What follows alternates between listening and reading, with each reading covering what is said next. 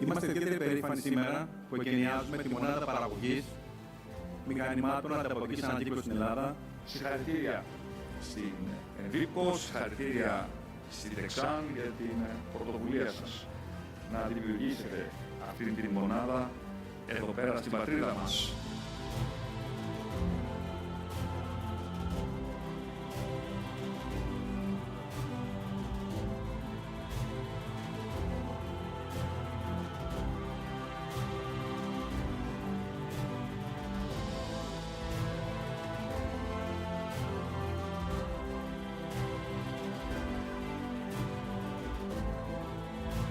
I look forward to seeing more of these Envipco machines around the country. Τώρα πλέον είμαι πιο ικανοποιημένος αφού δημιουργήθηκε στην Ελλάδα η πρώτη μονάδα παραγωγής μηχανημάτων ανακύκλωσης υψηλής τεχνολογίας.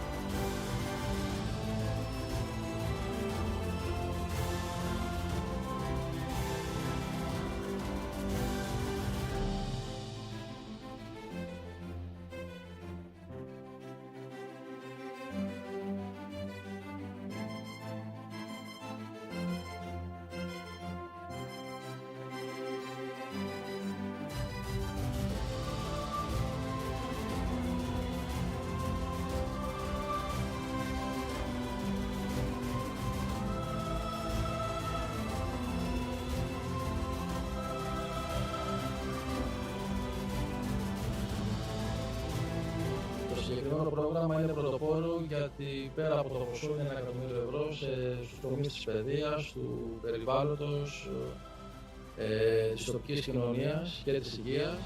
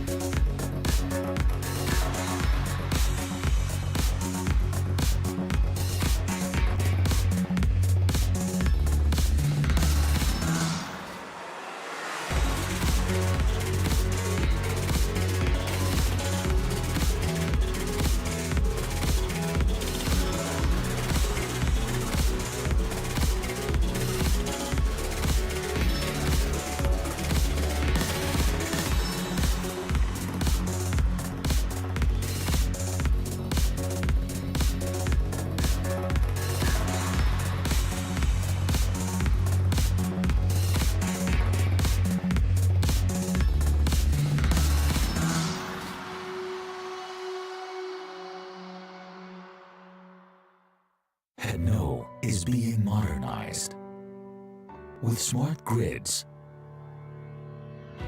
with automated systems, with upgraded services, with modern functions, with digitalized solutions, protecting the environment, offering upgraded customer services in order to report a failure online or via your mobile phone. Get quick answers online for the majority of your requests. Apply online for the connection of your electric vehicle's charging infrastructure to the grid. Get fast and prompt responses through a digital assistant. A power system of innovation. A power system of improved services. One power system for all. Hemno.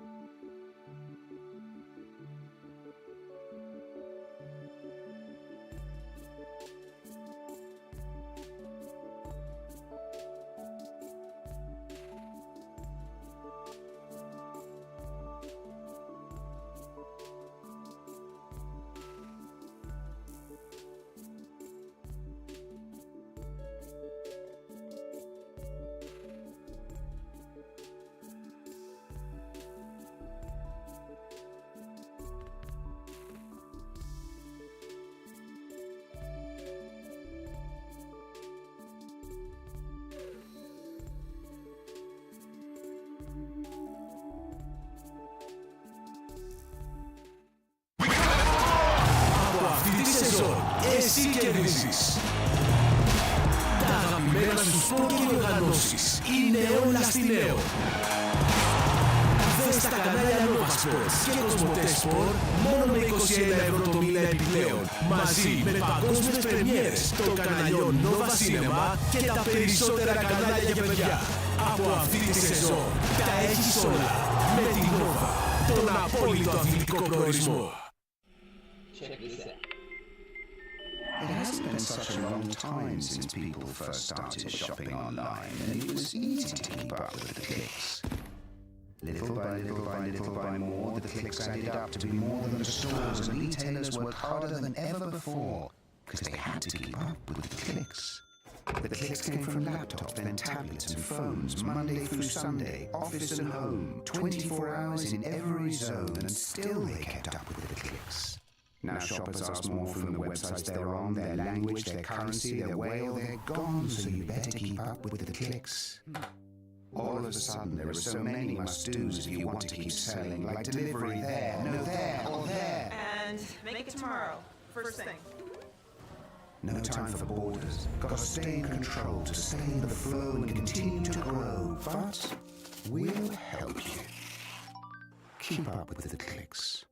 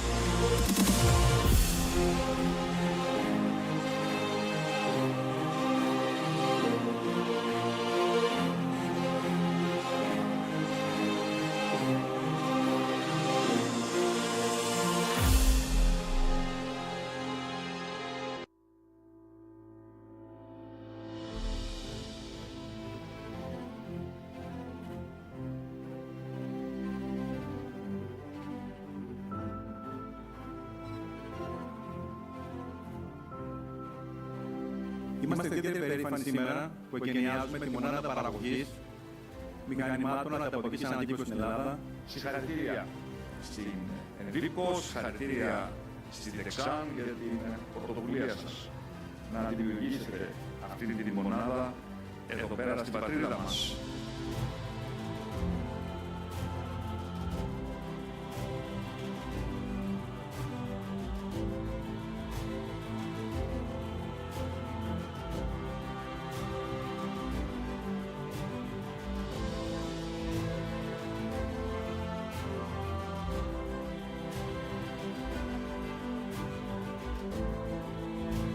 I look forward to seeing more of these Invipco machines around the country. Τώρα πλέον είμαι πιο ικανοποιημένος αφού δημιουργήθηκε στην Ελλάδα η πρώτη μονάδα παραγωγής μηχανημάτων ανακύκλωσης υψηλής τεχνολογίας.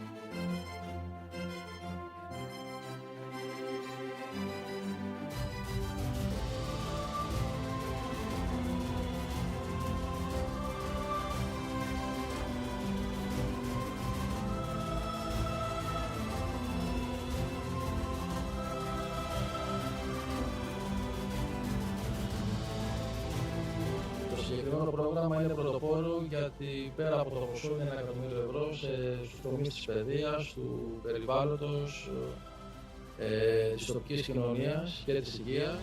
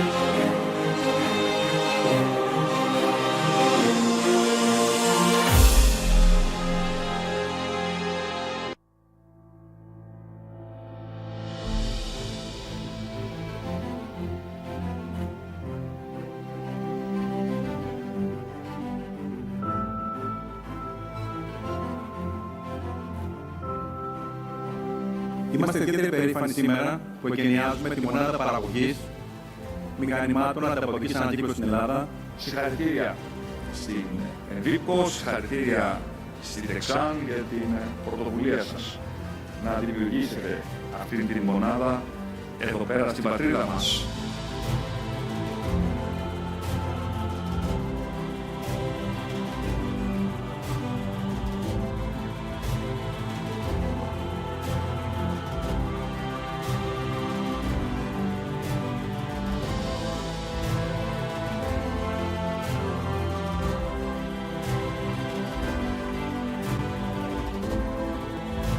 I look forward to seeing more of these Envipco machines around the country. Τώρα πλέον είμαι πιο ικανοποιημένος αφού δημιουργήθηκε στην Ελλάδα η πρώτη μονάδα παραγωγής μηχανημάτων ανακύκλωσης υψηλής τεχνολογίας.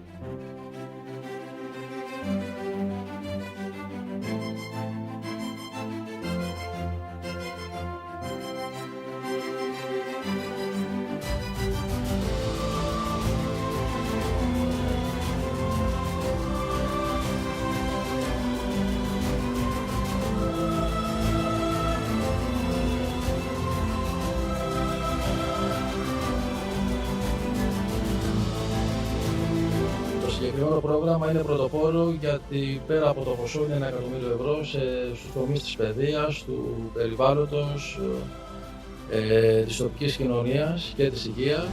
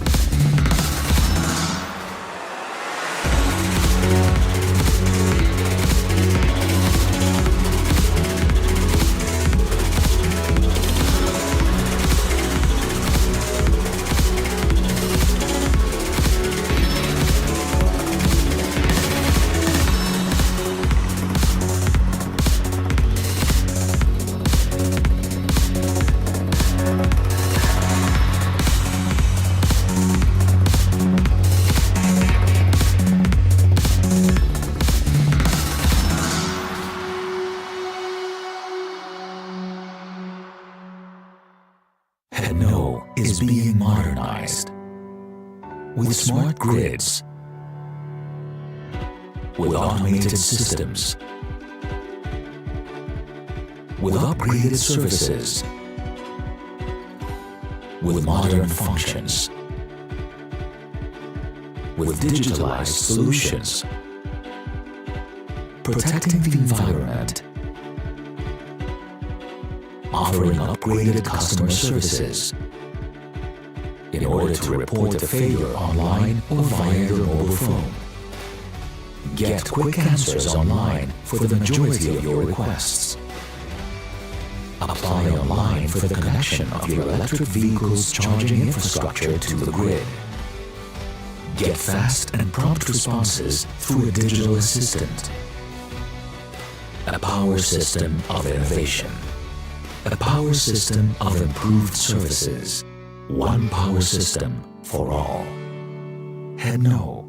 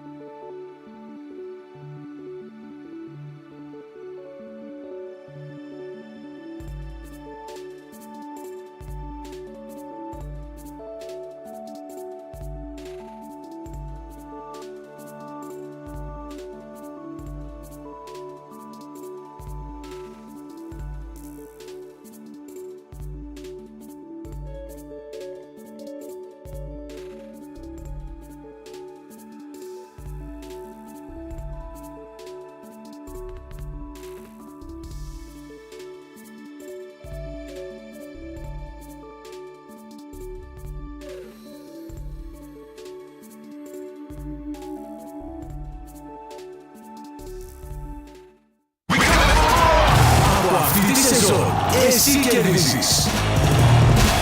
Τα αγαπημένα σου σπορ και οργανώσεις είναι όλα στη Νέο.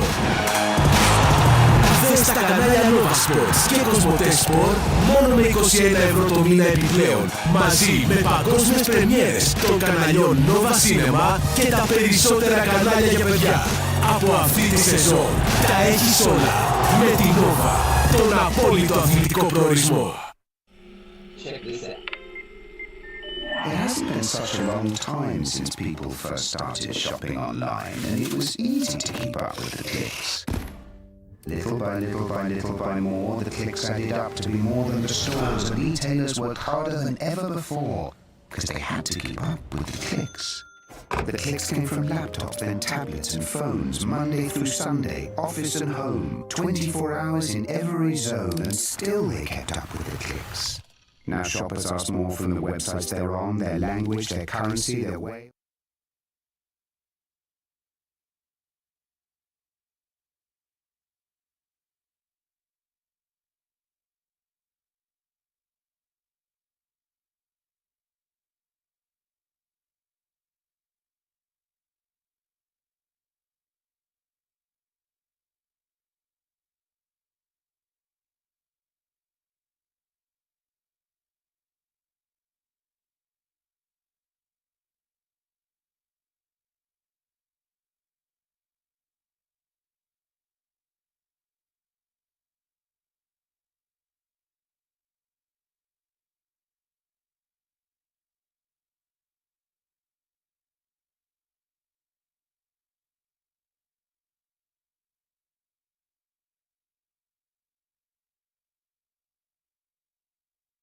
Ladies and gentlemen, please take your seats. Take your seats, please, and we will get started. Thank you. Seats, please. Everybody to your seats.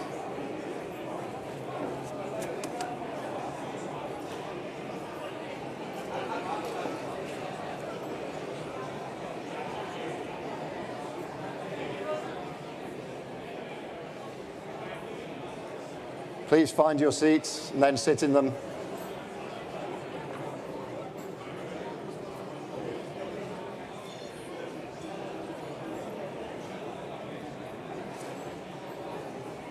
Thank you. Thank you, ladies and gentlemen.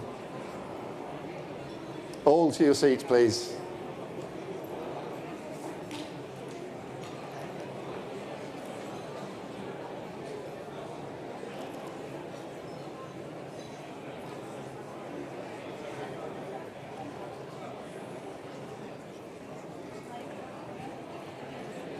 If you'll sit down, we can get started. Thank you very much indeed. Thank you.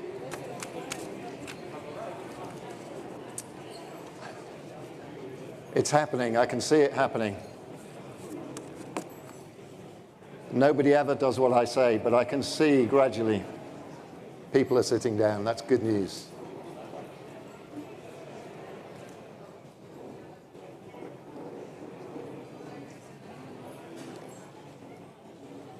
The last few people sitting down, please find your seats and take a seat, and we'll get started.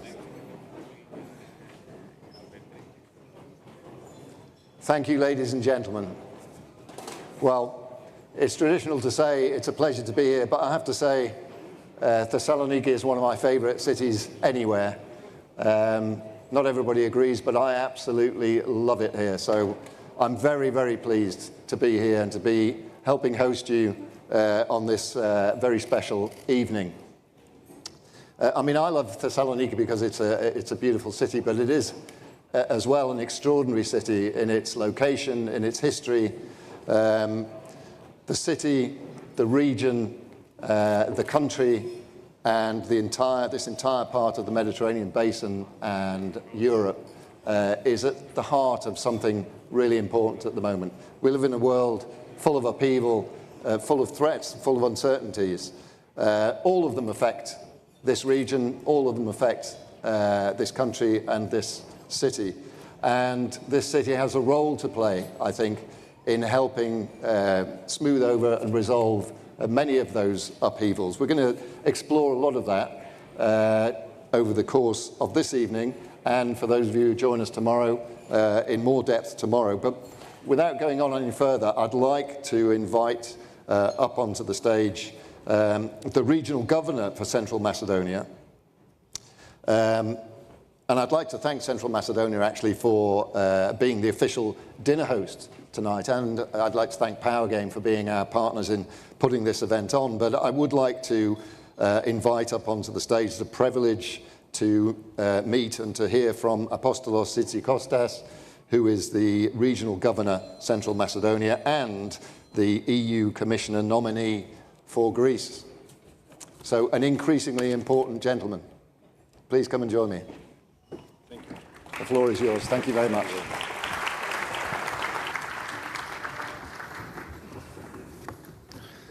Thank you so much, Mr. President, Vice Chancellor, κύριοι Υπουργοί, κυρίες και κύριοι. Ministers, MPs, representatives and presidents of agencies, ambassadors, I welcome you to Central Macedonia and Thessaloniki, the fourth Thessaloniki Metropolitan Summit. It is a great joy and honor for the region and our city to host this important event yearly that gives us the opportunity to see the big picture, to discuss global developments, challenges, and opportunities ahead. Ladies and gentlemen, everything shows that the 21st century will move forward with less certainties and more uncertainties and challenges, as we have seen in the first quarter of it. And these challenges touch upon every one of us, Europe and Greece above all. We need to be realistic here. Demographics and the aging is something that worries us a lot, but for us is an existential issue. Climate change bothers us all, but for us in the Mediterranean that we experience intense and fast phenomena, it is a huge challenge. Inclusion of AI in production is not the same for everyone. For us, it is a challenge and an opportunity in order to bridge the production gap with other countries. And not all of us face the same challenges from the geopolitical turbulence that take place in our region. I say the above because we need to understand that the agenda of the 21st century is a joint one, but the size of challenges from country to country differs. And of course, that means that we need to set priorities, and this is what is at stake for Europe, the creation of a new, big, ambitious strategy that will give answers to challenges and give answers to the needs of local societies, a strategy that aims to security and defense, energy security with decrease of environmental footprint at the same time, a strategy that will secure food and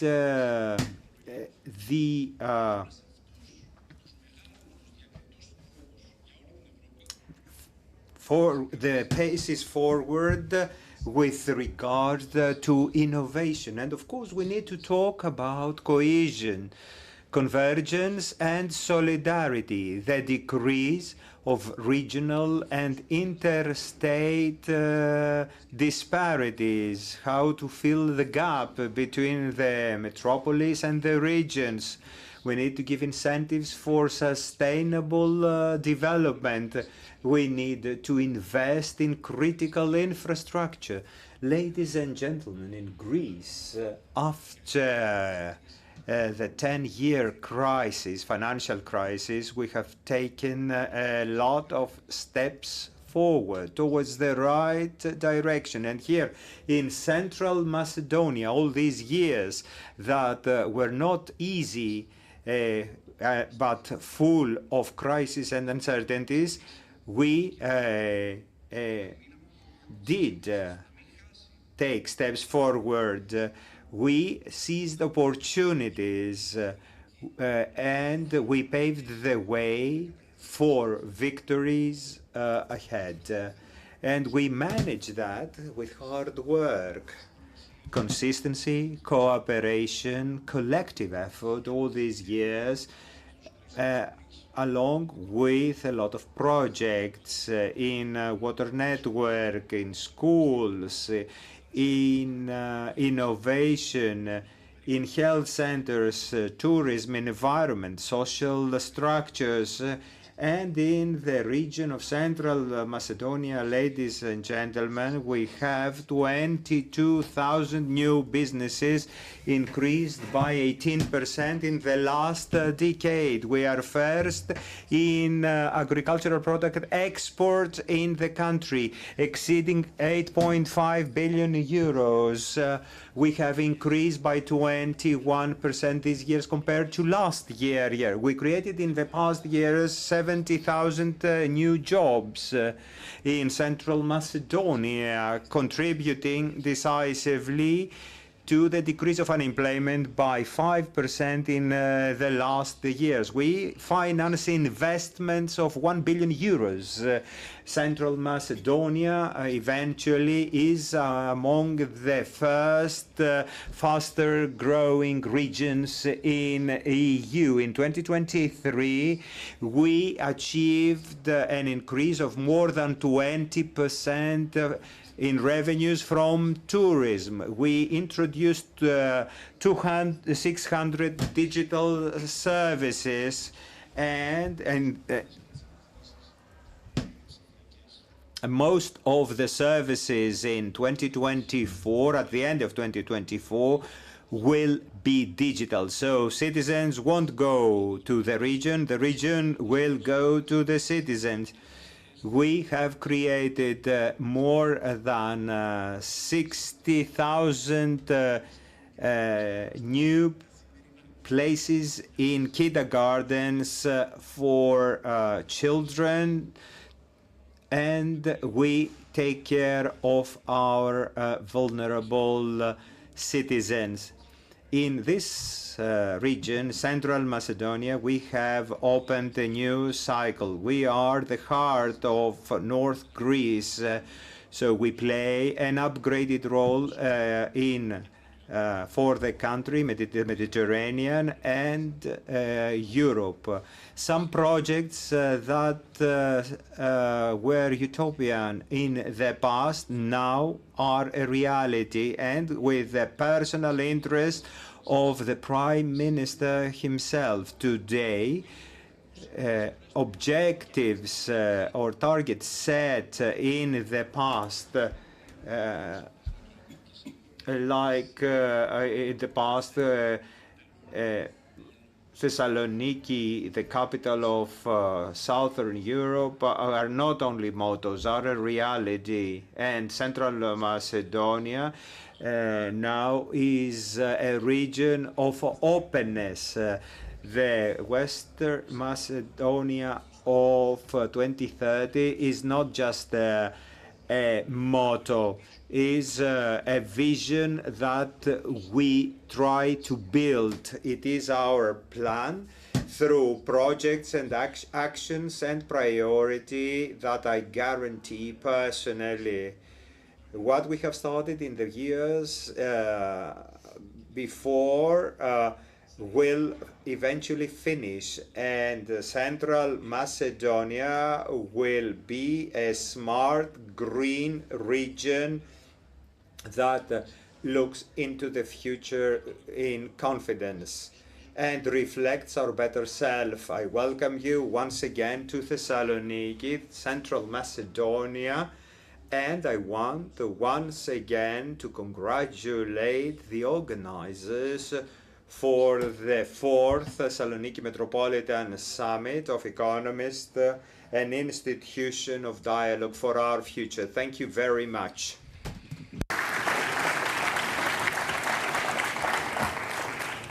Thank you very much indeed. Thank you. Okay, well, let's move along now. I'm sorry to say, I think in your programs you have, we were expecting Sigmar Gabriel to be with us tonight.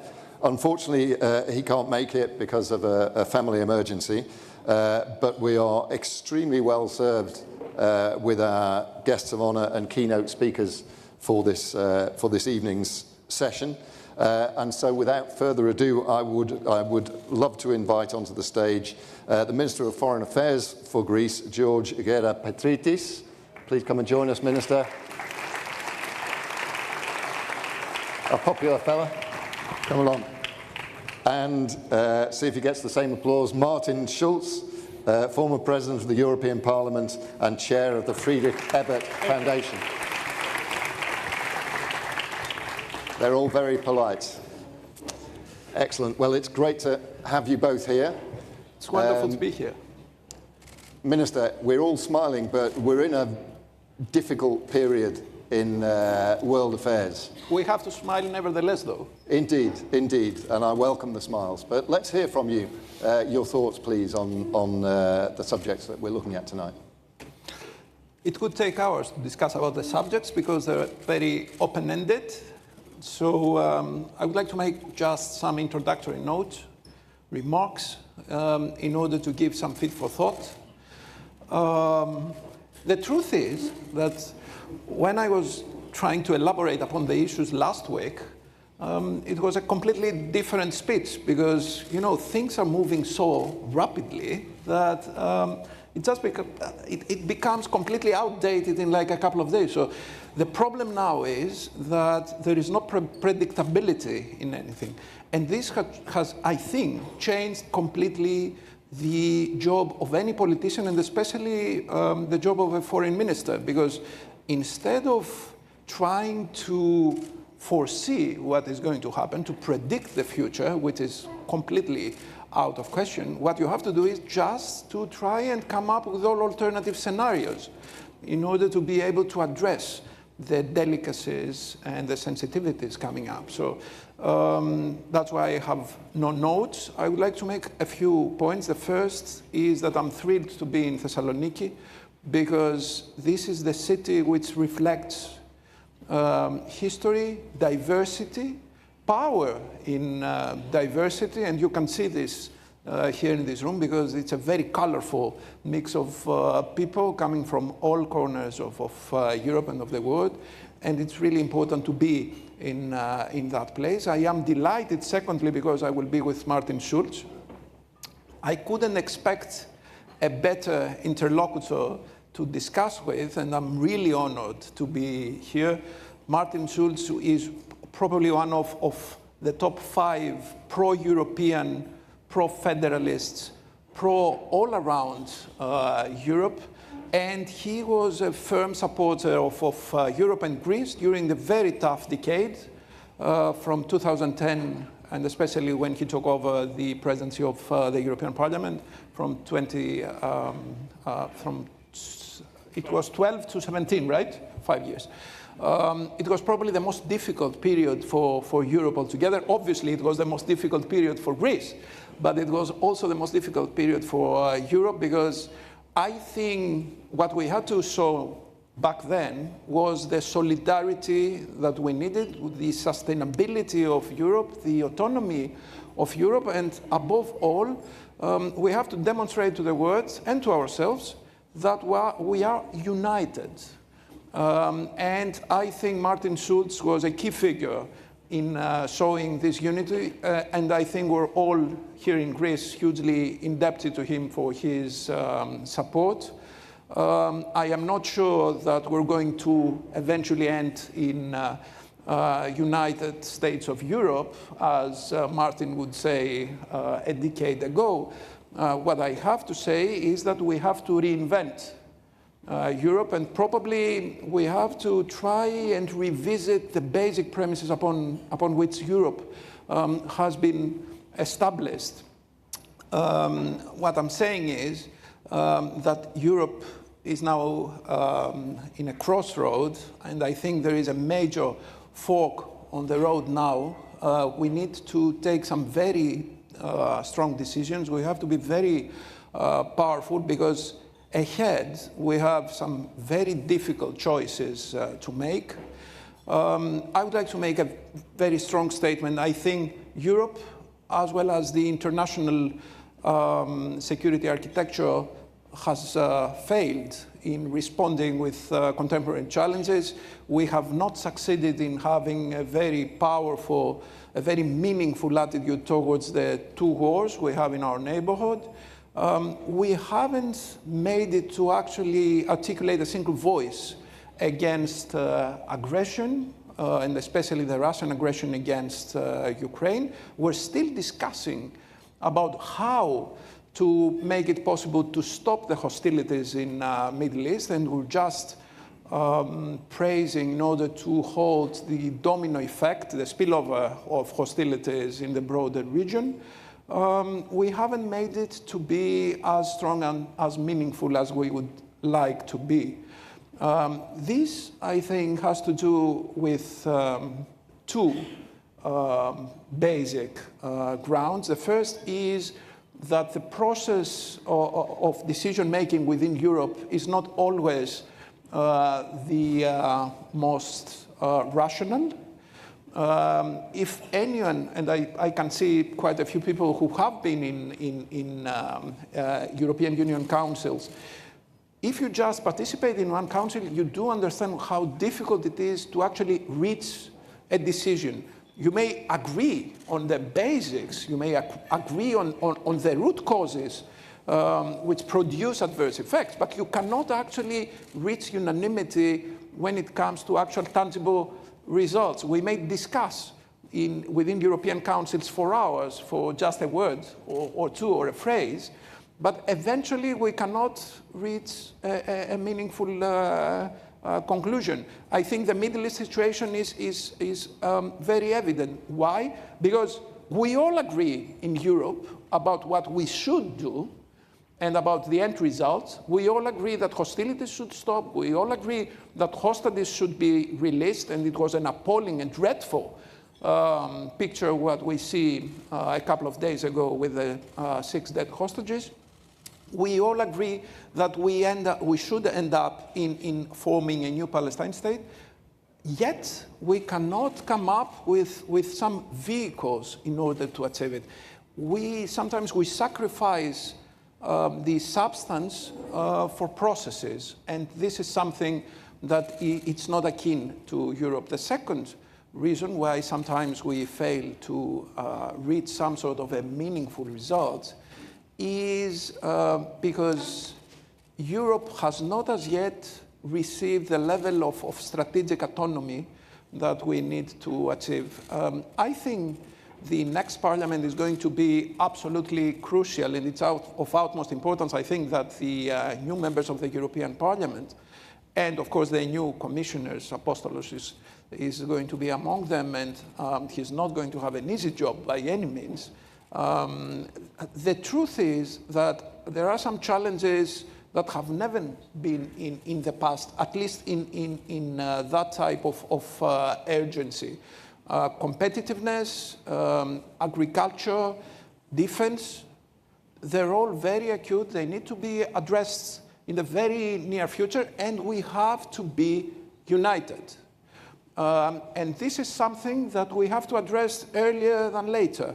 What I see, and I can see it in my capacity as foreign minister, but also in my academic capacity, is that we're moving very rapidly towards a geopolitical Europe. But we haven't as yet decided about the mainstays of how we achieve this geopolitical Europe. Europe needs to be geopolitical. There is no option in this, because Europe has to address the war in Ukraine. Europe has to address what is happening in the Eastern Mediterranean. In the very near future, we're going to address huge problems concerning Africa. If someone just sees what is happening now in Africa, I think they would be scared to death.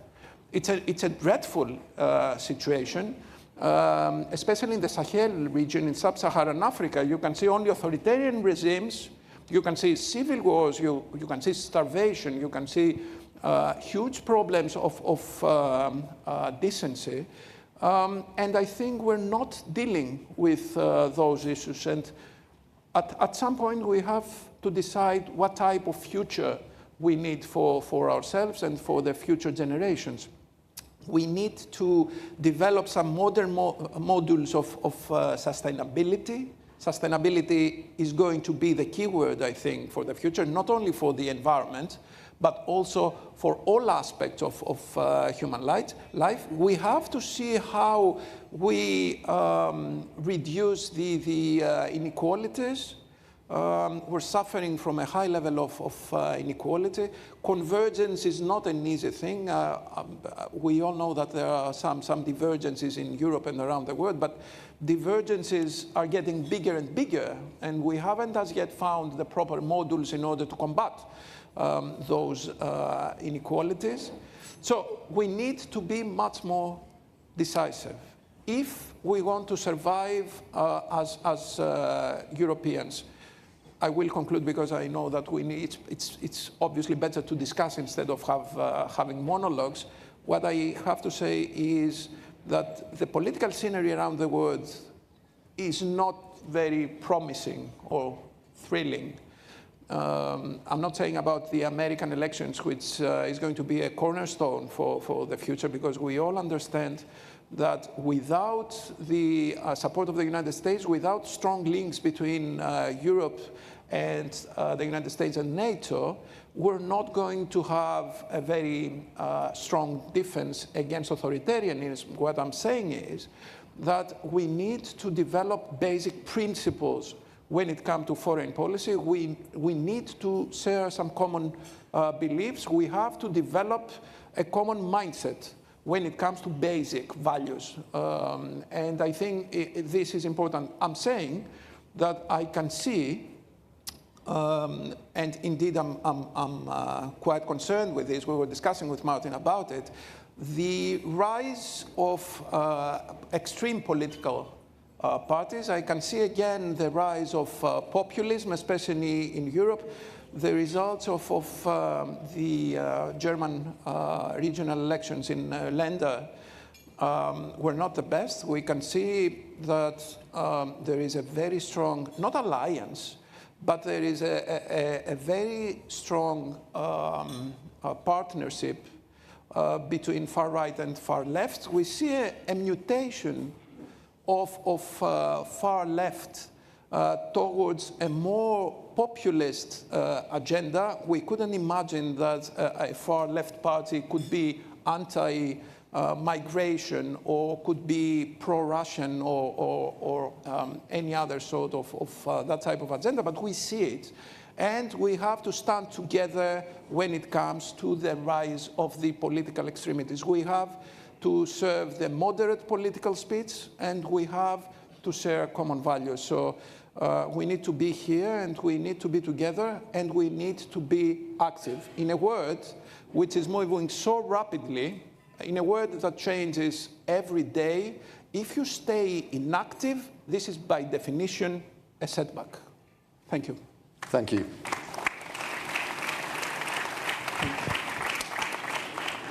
Well, you said it would be a challenge to get through everything in 10 minutes, but you did admirably, I think. Thank you. I heard a certain amount of aspirational thinking, a certain amount of, if I may say, wishful thinking. Mr. Schulz, is Europe equipped? Is it set up in such a way that it can achieve half of what the minister's been talking about? I would be totally satisfied with half, even with a quarter. Of course. Before answering to your question, first of all, thank you very much, Minister, for your nice words about me. I found it good. Thank you very much. The introduction of your analysis touched on a point I want to pick up. We are living in changing times, quite clear. But the change is from the early morning to the late night. You as a journalist, you know it. The news of 6 o'clock in the morning is history at 6 o'clock in the afternoon. The social networks, the mediatic world in which we are living leads to, for politicians, for businessmen, for journalists, for everybody, but for decision makers, for responsible people like a governor in a region and the future commissioner in Brussels knows it as a member of parliament, a minister, or a head of a newspaper. The social networks, our digital world is creating every day higher pressure on decision makers. And the expectation of citizens is they must find a solution now. The problem arrives in the morning. Millions and millions of commentaries are making proposals that creates the feeling there are ways to solve the problems, only these politicians are unable to do it. This is the reality of everybody in political life.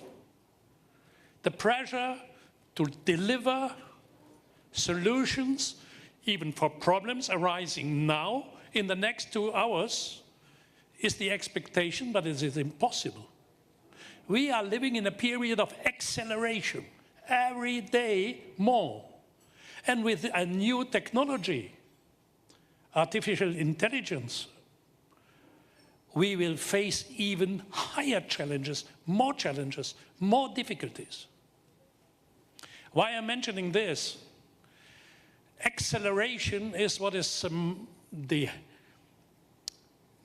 most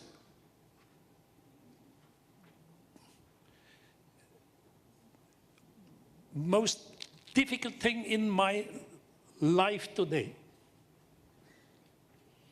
But as a Democrat, I must admit, democracy is a slow system. In democracy, everybody has the right to participate. Everybody has the right to be heard. Everybody has the right to participate in decision-making. In a parliament, every member of a parliament has the right to contribute. The political groups, the opposition must be heard, the government must explain, a compromise must be found. Not in Greece, you have an absolute majority, clear. But if you have a coalition government like we have in Germany, it needs time. And if we want participation, if we want to involve citizens in the decision-making, because our experience is as nearer the decision-making happens to the citizens, as higher is the acceptance. As far away a decision-making is from the citizens, as lower is the acceptance. One of the biggest problems of the European Union, that people think I have no influence, I'm not involved, they are not discussing about me in Brussels, far away. Distance. That distance. So we have to involve everybody, but then we need time. And this is the contradiction of our period. The acceleration on one hand, and the need of time of democracy on the other side. And this is, for the time being, creating a political vacuum, a societal vacuum. And this vacuum is filled by all the extremists from right-wing or left-wing, who have for everything a solution, a simple one. In my country, the right-wing extremists, they have a solution, migrants. Migration is the mother of all problems. Which is, by the way, very, very dangerous in my country. The German ambassador is present here. I'm deeply concerned that the 1st of September, which is the day of the beginning of the Second World War, committed by the Hitler Nazi regime, in a part of our country, a right-wing extremist party, with a leader who speaks literally about a new commemoration strategy we need in Germany, who calls the field of commemoration in the center of Berlin for the 6 million killed Jews a monument of disgrace. He won that election. So I'm worried, because this is dangerous if you reduce the complexity of problems to one single problem, causing all the following problems. This is not admissible because it is not true, and it is dangerous if it is against the minority. And this is a fascist strategy all over in Europe. They identify a minority, and then it happens like this. We have the problems because these people are there. If they would not be here, we wouldn't have the problems. Therefore, they have to disappear, and then the problems will be solved. This sounds to the past of the 20th century. Therefore, we need a kind of, I have no proposal for it, but first of all, we have to make that point. Acceleration in our digital world on one hand is, for the time being, a threat for democracy. That means that Democrats all over in the world must think how to solve that problem. My feeling is, with the instruments of the digital world, we can involve much more people in the decision-making as we do it today. Traditional political parties, like your party here or my party in Germany, the democratic center parties, the democratic left parties, the democratic right parties, must consider how we can introduce in this digital world our messages with simple words, but more differentiated than the right or left-wing extremists do it for the time being. In the 21st century, let's be honest, even a country like Germany alone is lost. We need Europe more than ever. I give you a figure. Germany has 82 million inhabitants. We have 82 million citizens, the biggest member state of the European Union. This is a middle-sized Chinese province. China has 1.4 billion citizens. India, the same. These two neighbor countries have 2.8 billion people. Greece has 11 million citizens. Governor, Commissioner in Spain, forgive me, but 11 million people is half of the capital of China. Beijing has 22 million inhabitants. If we want to survive in the 21st century, it will not happen on the level Austria on one hand and China on the other side. I know the Austrians, they believe it is the other way around, but will not happen.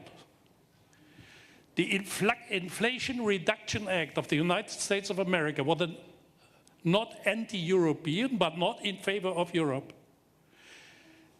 Ordered and decided by a pro-transatlantic president. What will happen if this shameful person should be re-elected president of the United States? I don't want to imagine. Therefore, from the bottom of my heart, I hope that Kamala Harris will win the election in the United States. That's for us Europeans, for sure, better.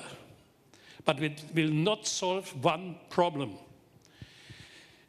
The European countries alone, all of them, Greece like Germany, Malta like Finland, Sweden like Austria, Belgium like Italy, alone is in the economic competition of the 21st century. And this is the decisive one. The Economist writes every day about it. Too weak. If we are united, we are strong enough. Because our shared economy, our single market, is still the target for all of them. The Chinese want to export their goods to the single market of the European Union, the Americans as well. But the European Union should not admit and not allow, Commissioner, this is my recommendation to you in the future Commission, is that unfair competition, for example, with subsidies paid by the United States of America to their companies, corresponds with a competition policy within a competitiveness strategy within the European Union, which is forbidden for member states to subvent their own companies as a violation of our internal competition rules. But in the same time, we keep our market open for goods from those countries who give subsidies to their companies. This is an illoyal competition allowed by the European Union. I argued during my time as President of the European Parliament always for, and I was very disappointed of my own political family, for trade agreements. My own political family was against trade agreements because they considered this as to submit the European Union under the rules of the American capitalists. That was wrong. Because within a trade agreement, you can include minimal social standards, minimal environment standards, minimal respect for the transformation rules of the green transformation, green transition we need in the world.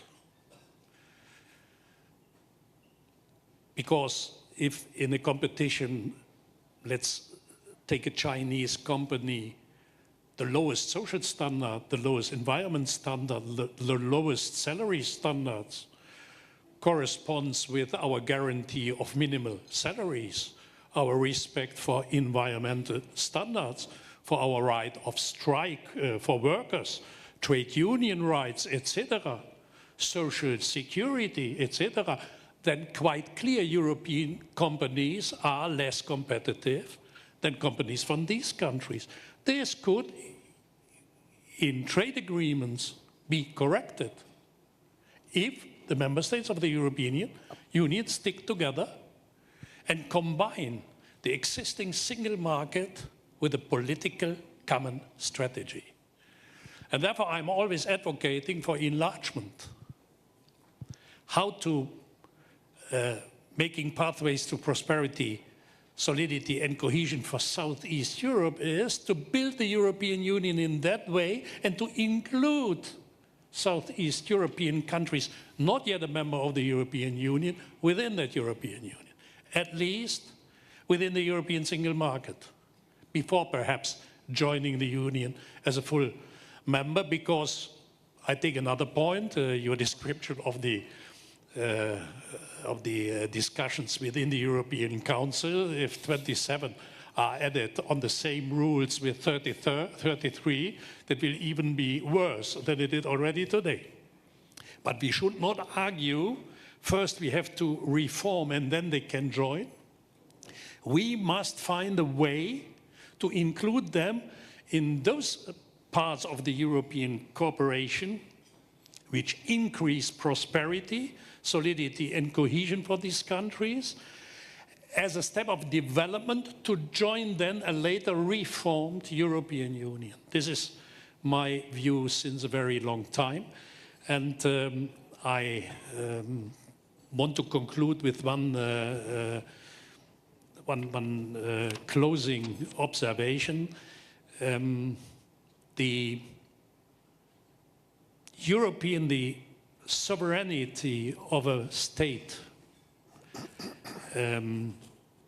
the national state as the frame existing to protect the interests of the citizens, is a European invention. This was invented in Europe. The time of enlightenment in the 18th century, repartition of power was a proposal of a French philosopher, Montesquieu, was developed with a lot of fights for democracy, and after the Second World War, endorsed in more or less all Western European and later then Eastern European countries. This is a European thing. It is European history. My country, my nation, my sovereignty, our culture. But I know this is very difficult to understand and to accept. I have nothing against German culture, against Bavarian culture. I have nothing against Austrian music. I have nothing against Verdi, and I like Beethoven. And Albrecht Dürer was a wonderful German painter, and Sibelius, a wonderful Finnish composer. European culture is heterogeneous and wonderful, but for Beethoven and Mozart, my grandchildren will not get jobs. What we need is not to stick to our past, neither the cultural past nor the political past.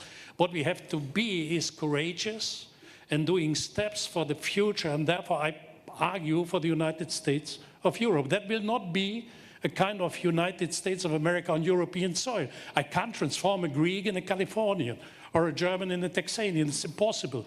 We need our identity. But our identity is not enough to tackle the challenges of the 21st century. Thank you very much. Well done.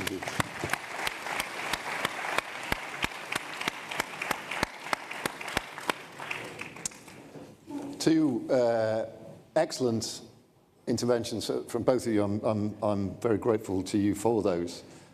I still hear, I mean, it's what I would expect to hear, but I do hear a lot of how we would like things to be.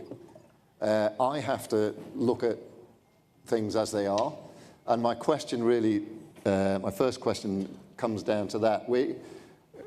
While in this room and on this stage, we talk about the importance of cohesion, the importance of agreement, there is, I think, very clearly a battle underway in the heart of European politics between the liberal and the illiberal visions of where Europe should go. So the illiberal vision that we see that people are spelling out among the populism around the continent isn't simply a reaction to the kinds of proposals that you two gentlemen are making. It's espousal of an alternative vision, an alternative way of looking at Europe. So what I'd like to ask both of you briefly to reflect on and comment on is how this confrontation can be resolved, how it will be resolved, where you expect it to settle. You talked about the founding principles of Europe. What are they and how can they be matched in the current division, the polarization of European politics? Mr. Schulz first.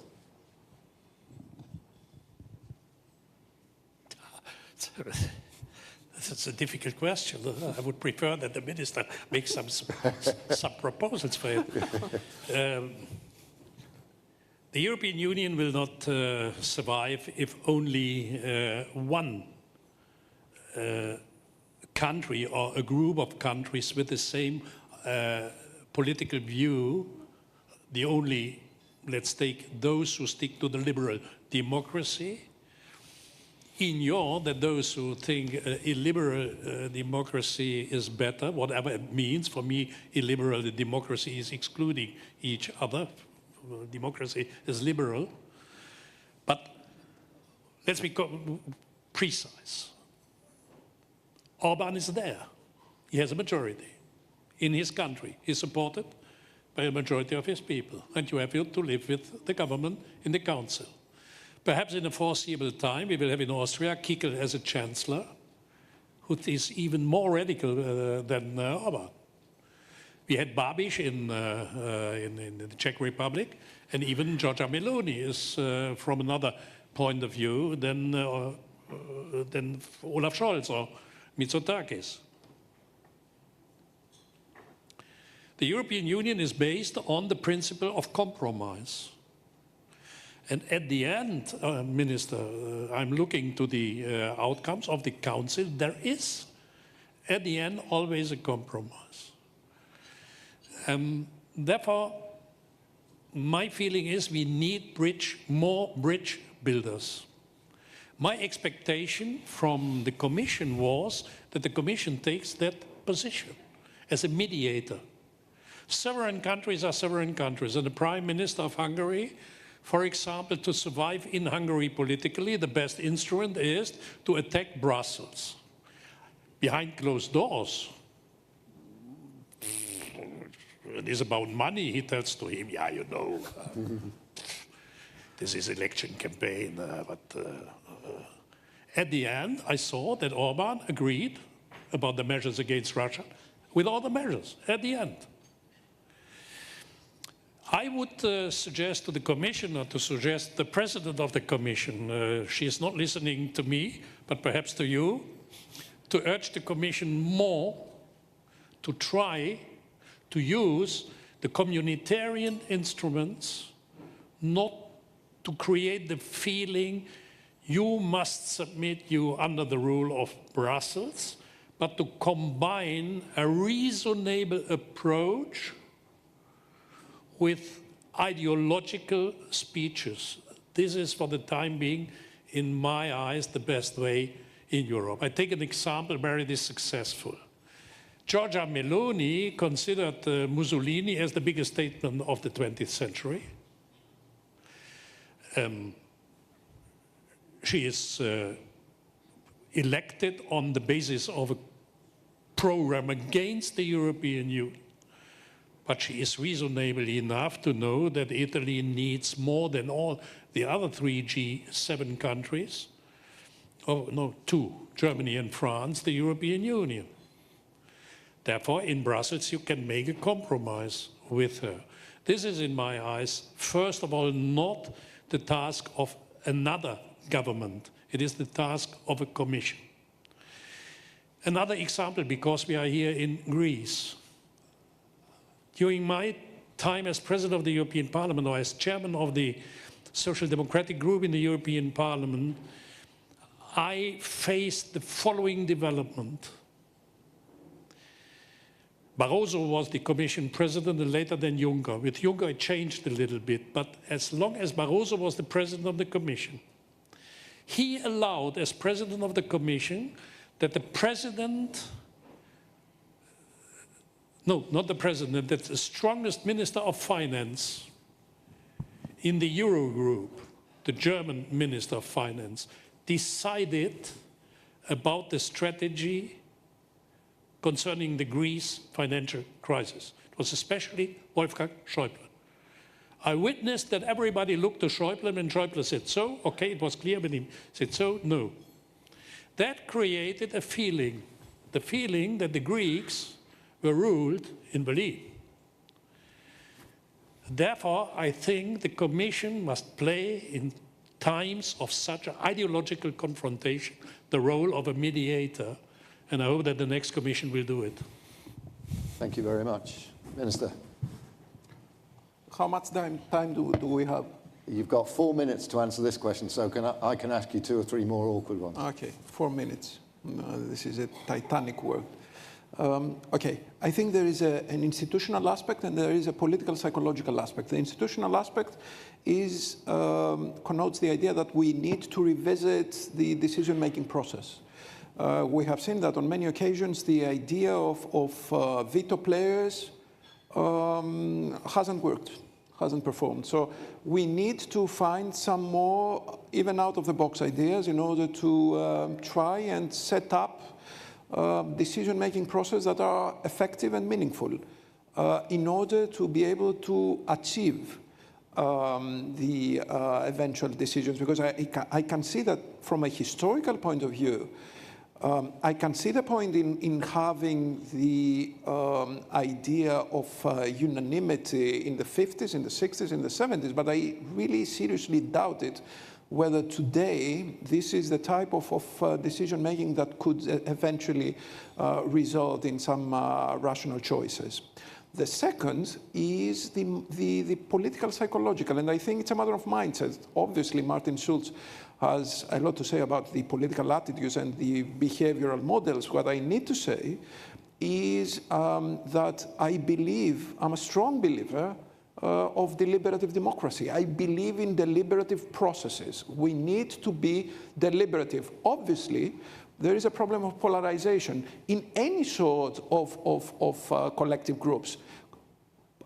Polarization is by definition the essence of any sort of collective body. You cannot have by definition a group that everybody would agree in anything. What you have to do is to be more deliberative, which means that you have to be ready to change your mind if there are some strong reasonable arguments in order to be able to change your view. And I think this is completely important. You just take the example of the jury system in the United States. You have 13 people, and they have to reach unanimity. Unless they reach unanimity, they never leave the room.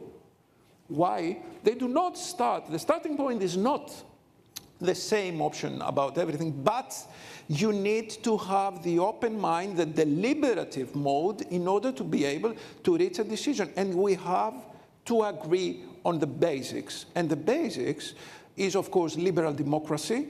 In liberal democracy, I think it's a contradiction in terms. You cannot have a democracy which is illiberal, but we also need to see that the power of a body like the European Union lies essentially with its diversity. We need to see diversity as an enriching factor.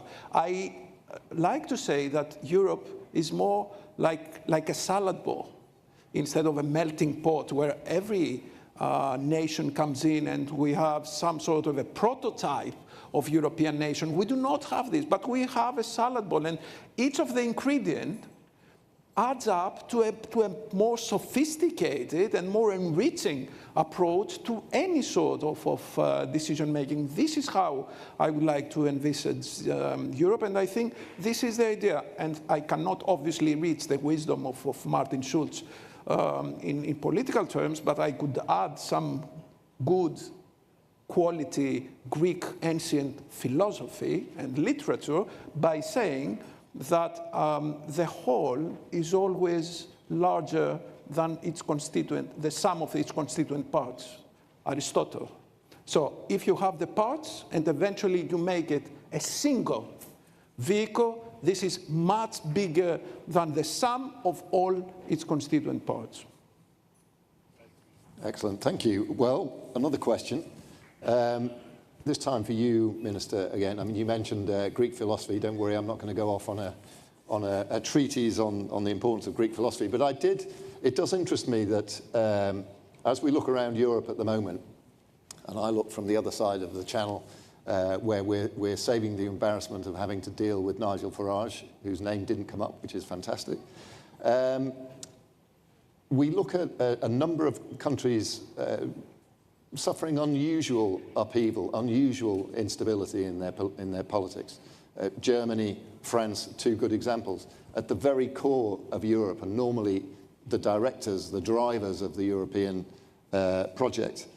Greece isn't like that at the moment. Greece is an oasis, if you like, of stability. So, on the one hand, Greece has a part to play because you have that stability. But what I wondered is, do you think there's something that Greece can bring to the table because it's Greece? Something that, because of the way Greece works, Greece's history, Greece's role, Greece's geographical position, there's a contribution that you, as a foreign minister, or the Greek diplomatic corps can make in the European context? I don't want to just set forth any sort of heresy in our discussion, but I would say that, ironically, one of the major reasons why we are in a state of stability today is because we survived the financial crisis that we suffered for 10 years. It's as simple as this. Because, first of all, we had to actually address the issue of populism. We saw, we tried, we tested populism in our political life, and we saw that this was a total illusion. It was very hard for us, and we had a harsh, very harsh treatment, which on some occasion was proved to be absolutely inadequate and inhumane. But the truth is that in spite of all the econometrics of the financial crisis, the truth is that we survived this, and now we consider ourselves to be very strong, very resilient, very experienced. And this is why I think we are stable, because Greek people, and I trust Greek people now know that populism is not the answer to any question. And this is, for me, one important political contribution that we can just set forth within a European context. The second is that Greece, because of geography, because of geopolitics, because of history, can be a bridge. And I like to say that bridges is the essential tool for improvement and for sustainability. Greece can be the bridge between the north and the south, between the east and the west, and we can really perform this role very well, I can reassure you. Now, as you probably know, we're going to serve for a couple of years at the Security Council as a non-permanent member. We're very much looking forward to work this. We had an outstanding performance in the election process.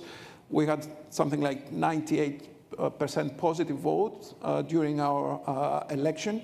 This is a huge burden, a huge political burden, but truly, actually, sincerely, I think we can have some added value, exactly because we can be the bridge of nations and the bridge of countries. And as Martin Schulz mentioned, what we really need now is governments and states and people who can produce convergences and are not divergent by attitude.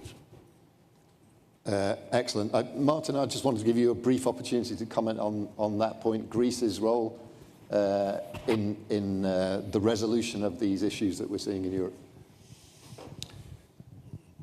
difficult to add something. I think the minister covered the necessary answer.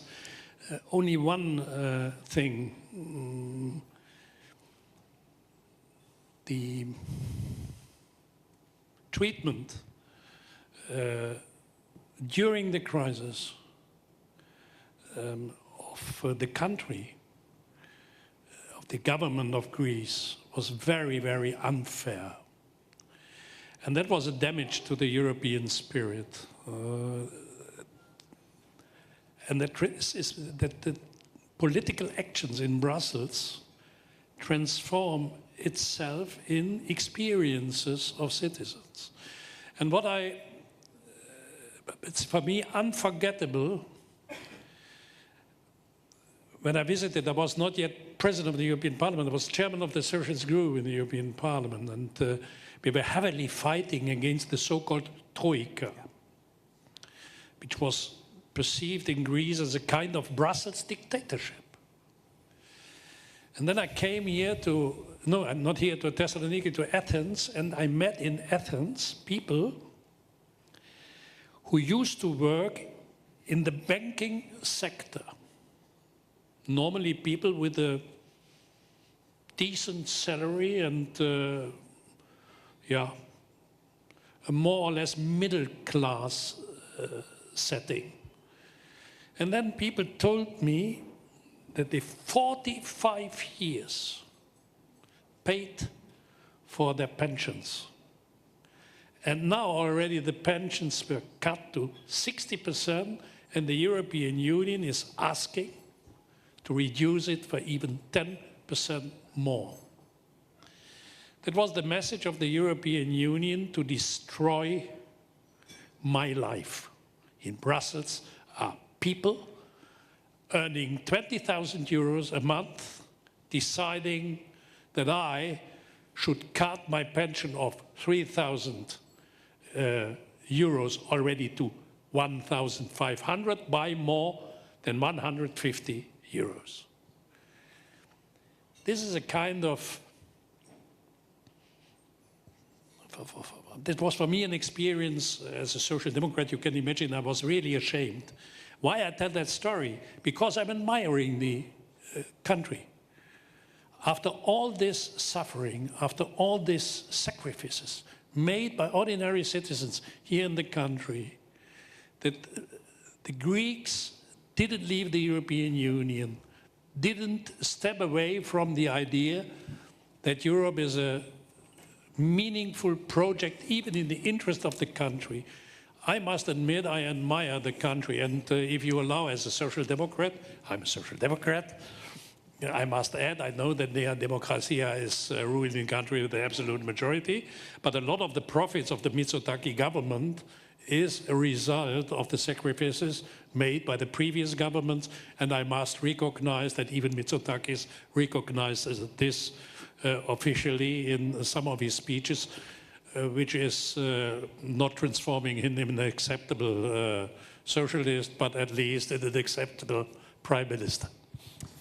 Excellent. Well, I think on that relatively positive note, in the context of some of the dreadful conversations we've been having, we should close off this conversation. You've both been superb. Thank you very, very much indeed. Thank you. Thank you. Please stay in your seats, ladies and gentlemen. We're going to move straight along to our next session.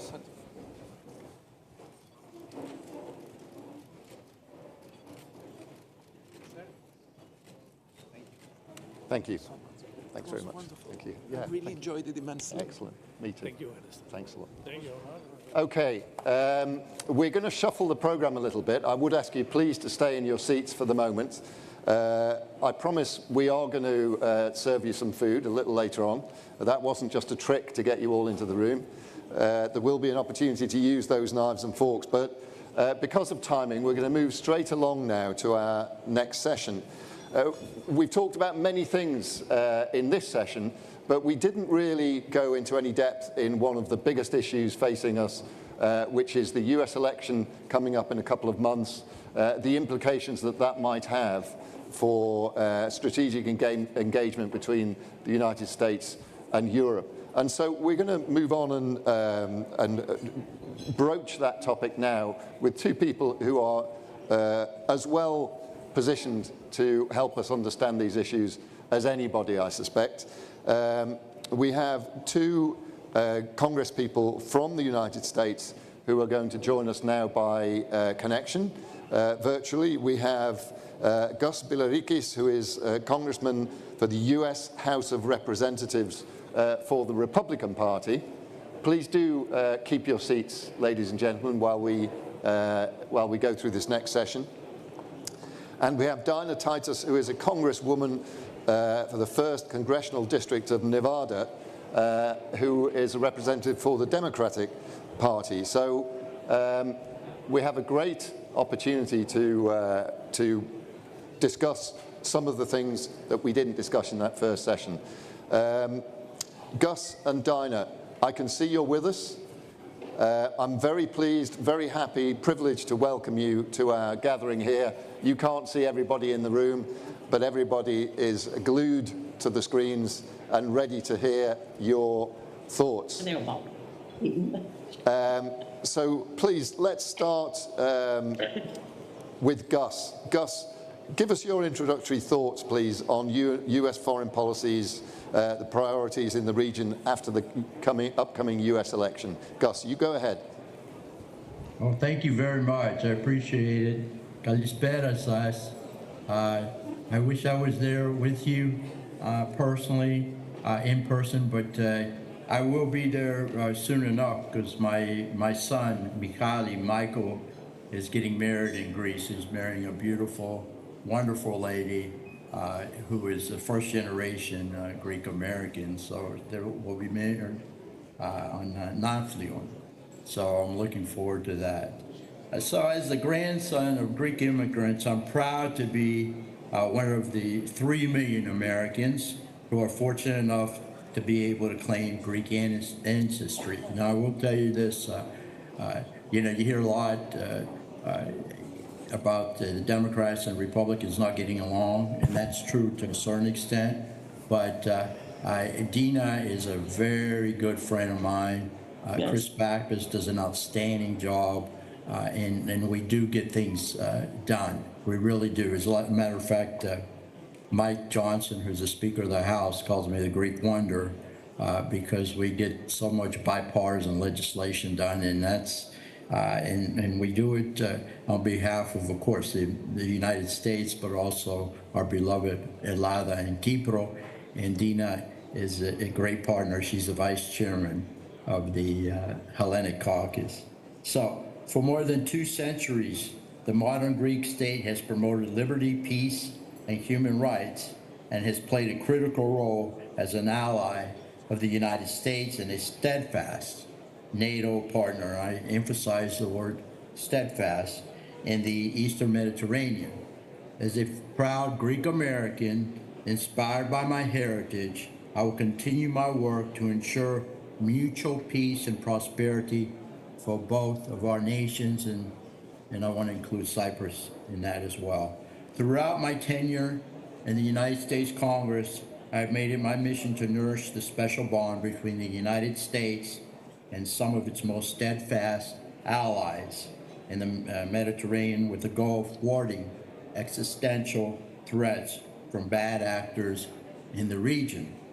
I currently serve, again, with Chris Pappas, but Dina is a vice chair, and Nicole Maliotakis is a vice chair as well. So I serve as co-chair of the Congressional Caucus on Hellenic Affairs and a founding co-chair of the Congressional Hellenic Israel Alliance. We call it CHIA. In this capacity, I co-authored the Eastern Mediterranean Security and Energy Partnership Act, and I believe that Dina co-sponsored that as well, and the U.S.-Greece Defense and Interparliamentary Partnership Act, which were both signed into law. Very proud of that. The law strengthened the defense partnership between the United States, Elada, and Kipro, of course, by supporting Greek military modernization, and of course our ally Israel, military modernization, and multilateral security efforts between Cyprus, Greece, Israel, and the United States. I'm excited about the energy opportunities and mutual benefit for Greece and the United States for the near future. So much potential. Regardless of who wins the presidential election, I only see greater investment and coordination. Back in November, the Hellenic Caucus hosted Assistant Secretary Pyatt, who was a former ambassador, of course, to Greece, the U.S. ambassador to Greece. I happen to think he did a great job. But we hosted him to talk about the key roles that Greece is playing in global energy and national security. I believe Dina was there. I've worked with Assistant Secretary Pyatt since he was the ambassador to Greece to strengthen American ties with the port of Alexandroupoli, knowing even before the Russian invasion of Ukraine that the strategic and economic benefits of the port were crucial to Greece and American interests. And of course, that's proven to be true. President Trump was also a big supporter of Greece, and I had his ear for 4 years, along with Secretary Pompeo, supporting energy projects such as the East Med pipeline that connected the Eastern Mediterranean countries. He knew that a connected Eastern Mediterranean would result in more prosperity, stability, and peace. As we enter the new year, I'm hopeful for new projects such as the East Med Energy Center, and I work with John Sarbanes, Representative Sarbanes, and we did get in the final bill, one of the appropriations bill, I believe the sum of $6 million for this particular center. Now, the bill was not heard at the last minute on the House floor, but it is a step forward because now we're pushing to get it in the Senate bill. In any case, I think we have there's a lot of prospects there. We did that through the amendatory process. And you got to form relationships in Congress to get things done, just like anywhere else, and we do that. We also, will not allow Turkey to jeopardize the growing bond between the United States, Greece, and Cyprus, or to jeopardize the safety and sovereignty of our allies. Turkey has proven itself as a destabilizing force in the region, particularly by threatening Greece's sovereignty with overflights. Now, I know that things are a little better now, but we've got to always make sure we have to be vigilant. The continued illegal occupation of Cyprus, which hasn't gotten any better, and its aggressive rhetoric against Israel. There are even rumors that Turkey is trying to negotiate itself back into the F-35 program without getting rid of the S-400s. We're not going to let that happen, right, Dina? That's right. I will not allow this to happen, and we'll work with my colleagues on the Hellenic Caucus in the Senate to stop. And he said, we also met with Prime Minister Mitsotakis very recently while he was in Washington. Dina was in on that meeting as well. Turkey must be held accountable for its actions, and the caucus will make sure that it is not rewarded for its bad behavior. I will continue to push for this. It is important to remember that today's Greece and Cyprus are not the same as they were 20 or 30 years ago. Both are now economically strong and growing. Both share common economic opportunity in the Eastern Mediterranean region with strategic partners in the Middle East, of course, and Europe. And both are well positioned and politically ready to play a bigger role, a security role with the United States and our NATO partners. The future is bright, and we will continue to encourage this development as the United States grows its relationship with both countries. And I'm going to include Cyprus on that. Again, thank you for inviting me here today. I look forward to answering your questions with regard to the presidential campaign. President Trump actually just spoke, and I'm at the tail end of at the Economic Club in New York City. I'm here, not for that, but I'm here for an event tonight. And then I'm also attending John Katzimatidis. Most people know John Katzimatidis. and he's like family to me, so I'm attending his birthday party tomorrow night. So, σας ευχαριστούμε πάρα πολύ. Thank you. Yes. Thank you. Thank you very much. Before I hand over to Dina, could I just ask everybody if you would please keep conversation to a minimum so that everybody can hear what Dina has to say. There will be lots of opportunity after this discussion for all of you to converse as you will. Dina, straight over to you. Your thoughts, please. Well, thank you very much. I'm Dina Titus, and I represent Southern Nevada in the Congress, and that includes Las Vegas. So we hope you will all come and see me. It's a very international city in terms of who lives here and who visits here. I sit on the House Foreign Affairs Committee and the Subcommittee on Europe, and I'm the ranking member of the House Democracy Partnership, which partners with other legislatures in new democracies to encourage that institutional development.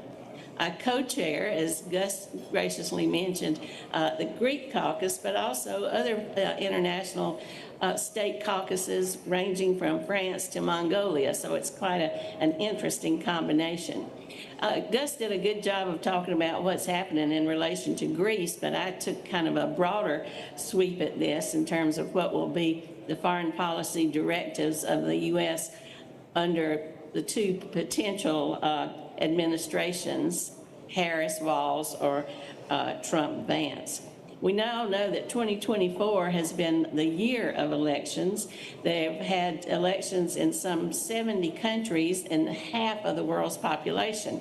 So there's been a lot going on in terms of expression of democracy, rule of law, human rights everywhere around the globe. And certainly that's happening here in the next 60 days, which are coming very rapidly.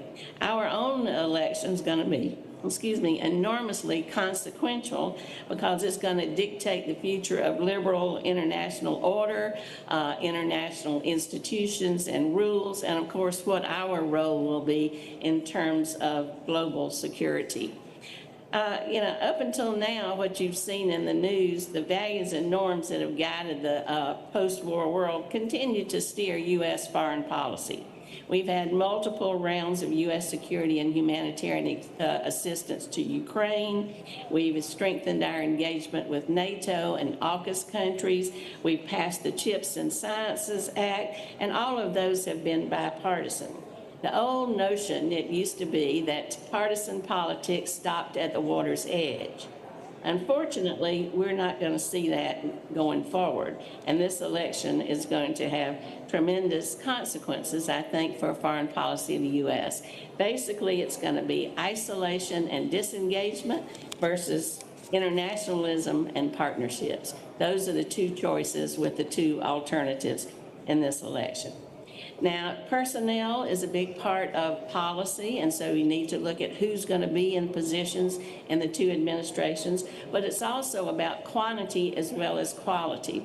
Who is going to be willing to invest resources into the State Department, into USAID? Who sees foreign policy as an important part, or who sees diplomacy as an important part of what we do in terms of policy? Who will shore up different programs within the State Department? We have certainly seen that the Trump administration in the past and Republicans in Congress now are not going down that path, unlike the Biden administration and what I anticipate would be from the Harris administration.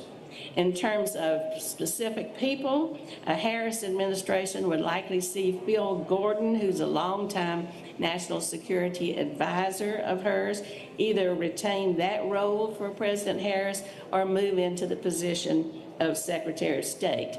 Either way, he's going to be the one driving most of foreign policy. He may be a relatively new name to some of you, but he is certainly a known commodity in foreign policy circles in Washington.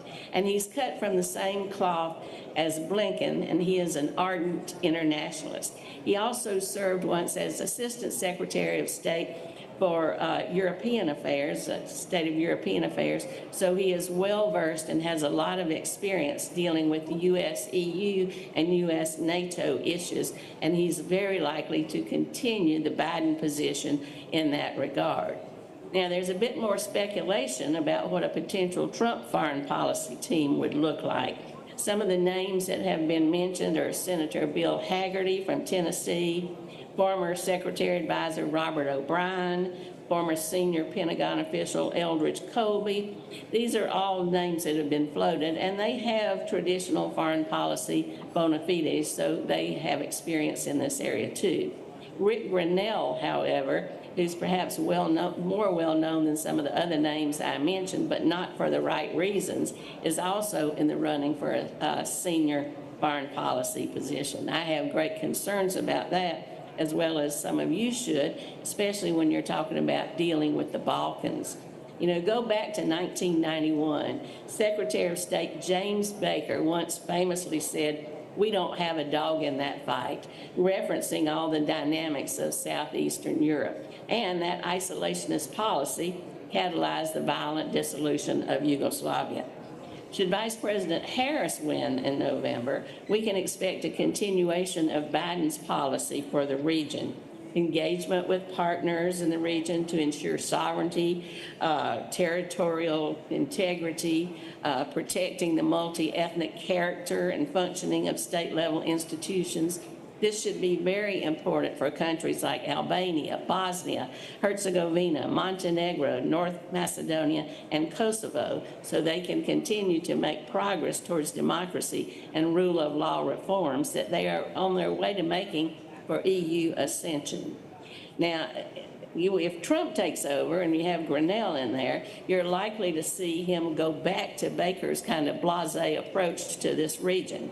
During his first term, it seemed that Trump was kind of baffled by what was going on in the region, and he kind of unwittingly let NATO countries go against each other, attack each other, tried to use economic tools to no avail, and yielded power to some of the malign actors in the region and has cozied up to some of the others since then. So it will be a very different approach, I think, to the area. Now, Grinnell, let's not forget, was asked to mediate tensions between Kosovo and Serbia in 2019. He quickly lost the trust of Pristina. All this happened while Germany was weighing whether or not to declare him, when he was ambassador to Germany, as persona non grata. So, you know, having him at the lead will certainly change the dynamic, what we've seen with Biden and what we anticipate with Harris. Now, there are going to be other policy professionals in there with Grinnell who can try to hold him in check and who have, I guess, a more sensible internationalist approach, but it will certainly make a difference.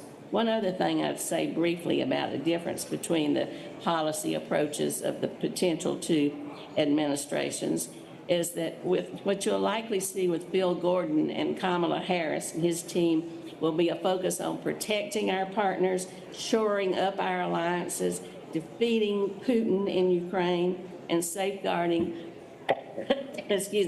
global stability.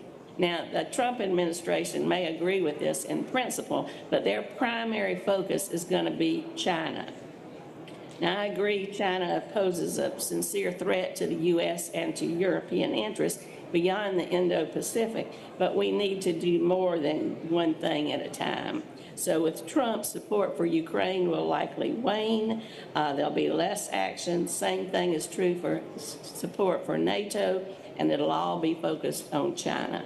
So I'll be glad to answer any more questions about these specific points. Thank you. Thank you very much, Dina, for that. That was excellent, very comprehensive.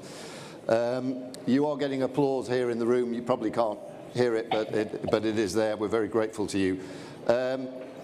Gus, I'm sure there's a lot there you would like to come back on, but in the interest of time, I'm going to pin you just to one area, one thought. And that's a very selfish thought. Europeans are quite nervous about the commitment of the US to Western security and the NATO alliance should Donald Trump win another term. Are we right to be nervous? No, I don't think so.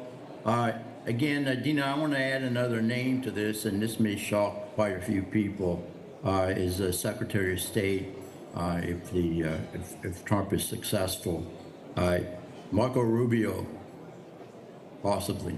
And he's not known as an isolationist, and he has a lot of experience in foreign affairs.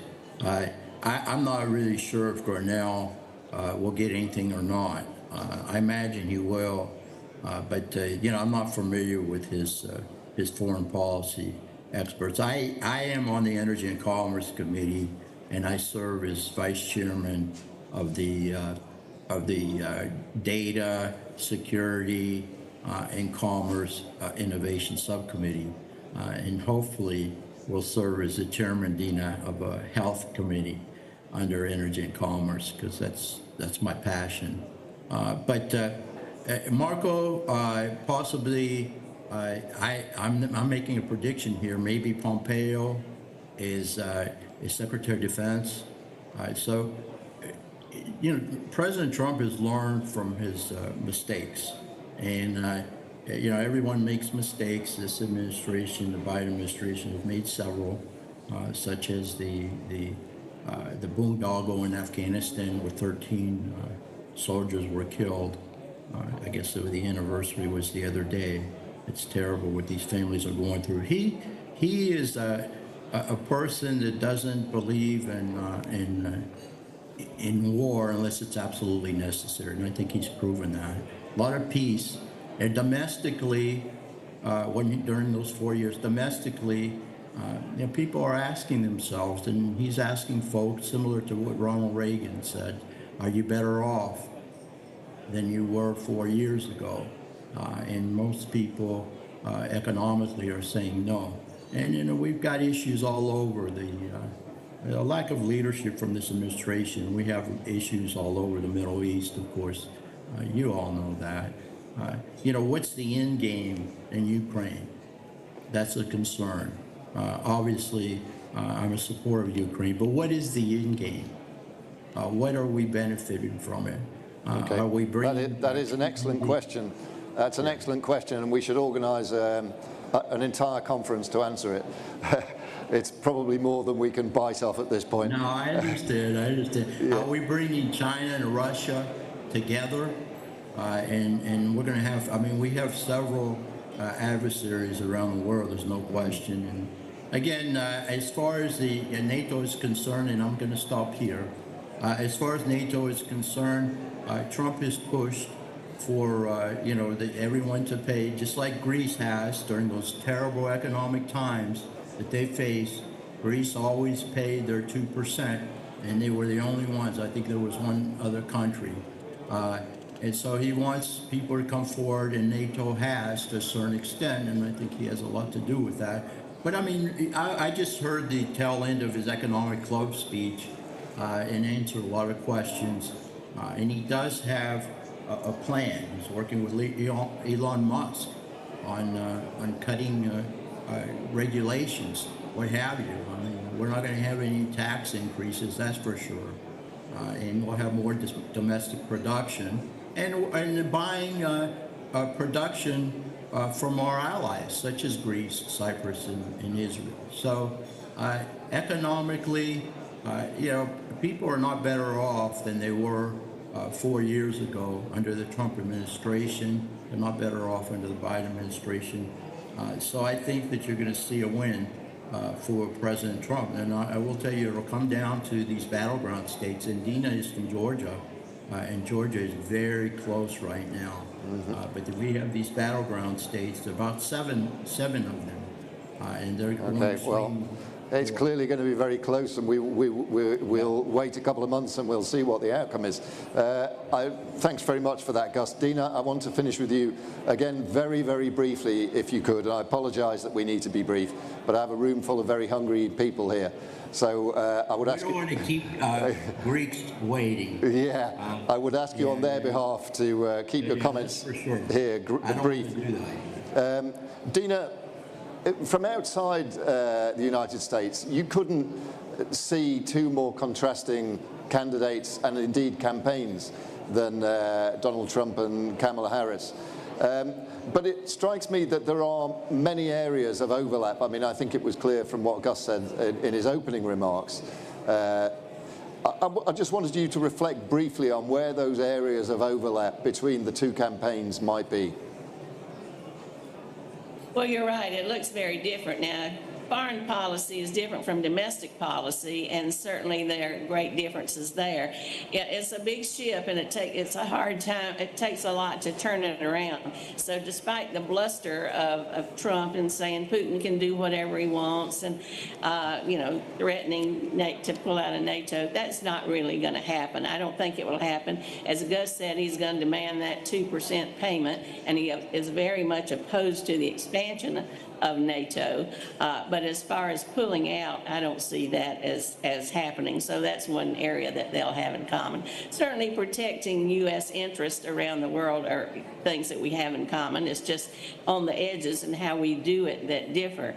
As far as China goes, as opposed to seeing China as an enemy, we see them as a competitor, and we figure out how we can work together on certain things. And Europe has done a good job at this too. We want to work with Europe, with China when it comes to perhaps competition in the energy area. But I can tell you, even though things may sound the same, like support for Ukraine, let's not forget that when we were considering support for Ukraine in the Congress, it took 6 months to get that done because Donald Trump said, well, let's not do that until you get a border deal. So when foreign policy gets mixed up with national domestic policy, that's a mistake, and that's when it gets complicated. And that's where you're going to see major differences, I think, going forward from these two administrations. Excellent. Thank you so much to both of you. You've been excellent. I look forward to speaking to you again. I know you're going to have a busy period now for a couple of months, but let's see where we are in November. Thank you very much. Ladies and gentlemen, please join me in thanking our guests. Thank you. Okay, well, that's it for our conversations, and now we get to the important bit, which is dinner. Those of you who are going to come tomorrow, I'm looking forward to seeing you 9 a.m. sharp. Those of you who aren't coming, why not? It's going to be a great day. So I look forward to seeing as many of you as possible tomorrow. Thank you, and enjoy your dinner.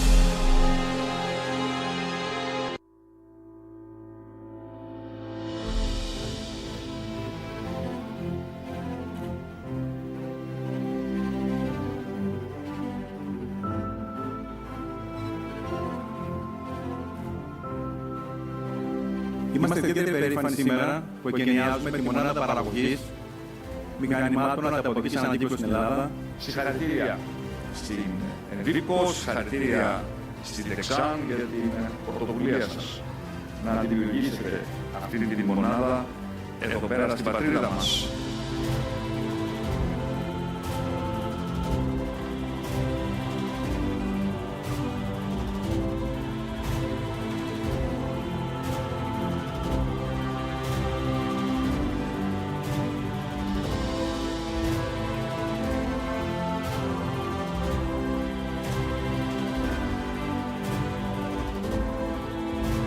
I look forward to seeing more of these Envipco machines around the country. Τώρα πλέον είμαι πιο ικανοποιημένος αφού δημιουργήθηκε στην Ελλάδα η πρώτη μονάδα παραγωγής μηχανημάτων ανακύκλωσης υψηλής τεχνολογίας.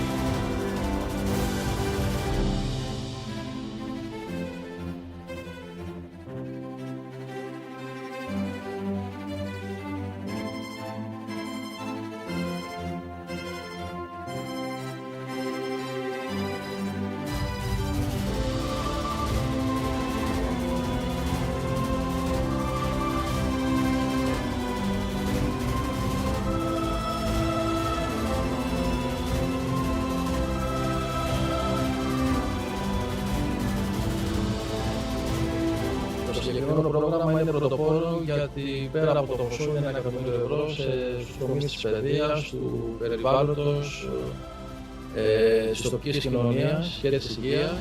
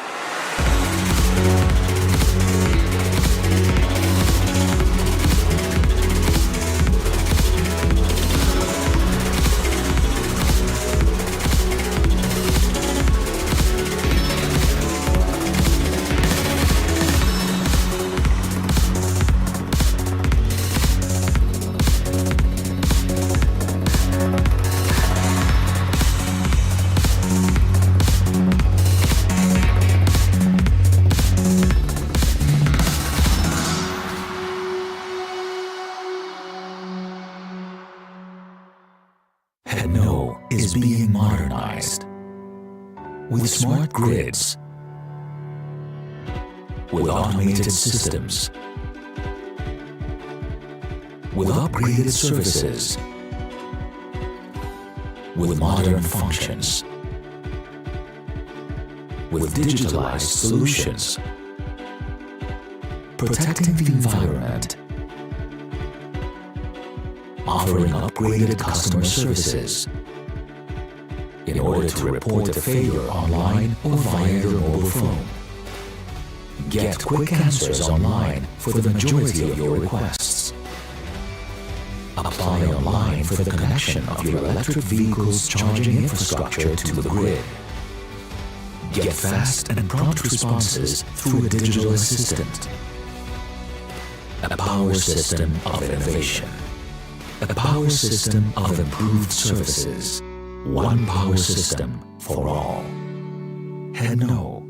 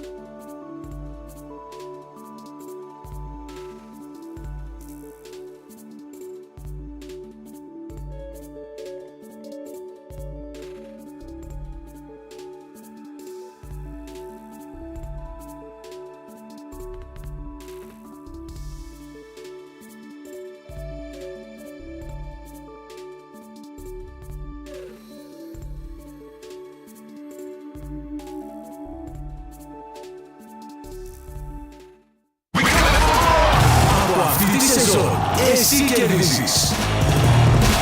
Τα αγαπημένα σου σπορ και οργανώσεις είναι όλα στη Νέο.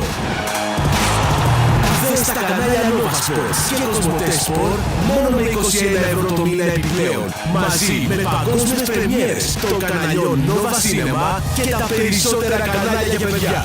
Από αυτή τη σεζόν τα έχεις όλα με τη Nova, τον απόλυτο αθλητικό προορισμό. It hasn't been such a long time since people first started shopping online, and it was easy to keep up with the clicks. Little by little by little by more, the clicks added up to be more than the stores and retailers worked harder than ever before, because they had to keep up with the clicks. The clicks came from laptops, then tablets and phones, Monday through Sunday, office and home, 24 hours in every zone, and still they kept up with the clicks. Now shoppers ask more from the websites they're on, their language, their currency, their way, or they're gone, so you better keep up with the clicks. All of a sudden, there are so many must-dos if you want to keep selling, like delivery there, no there, or there. And make it tomorrow, first thing. No time for borders. Gotta stay in control to stay in the flow and continue to grow. But we'll help you. Keep up with the clicks.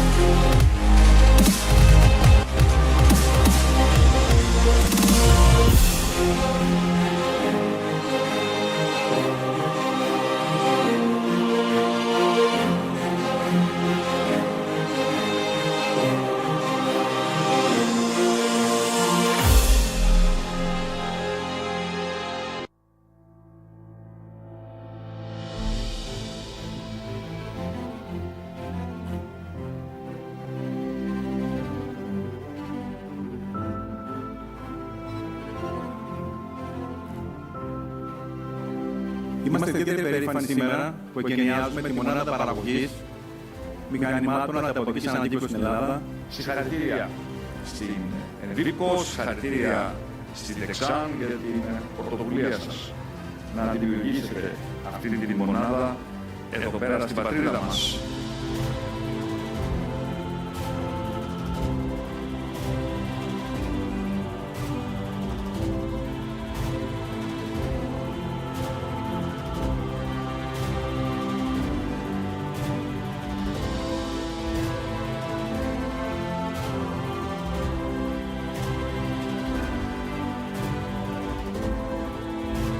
I look forward to seeing more of these Envipco machines around the country. Τώρα πλέον είμαι πιο ικανοποιημένος αφού δημιουργήθηκε στην Ελλάδα η πρώτη μονάδα παραγωγής μηχανημάτων ανακύκλωσης υψηλής τεχνολογίας.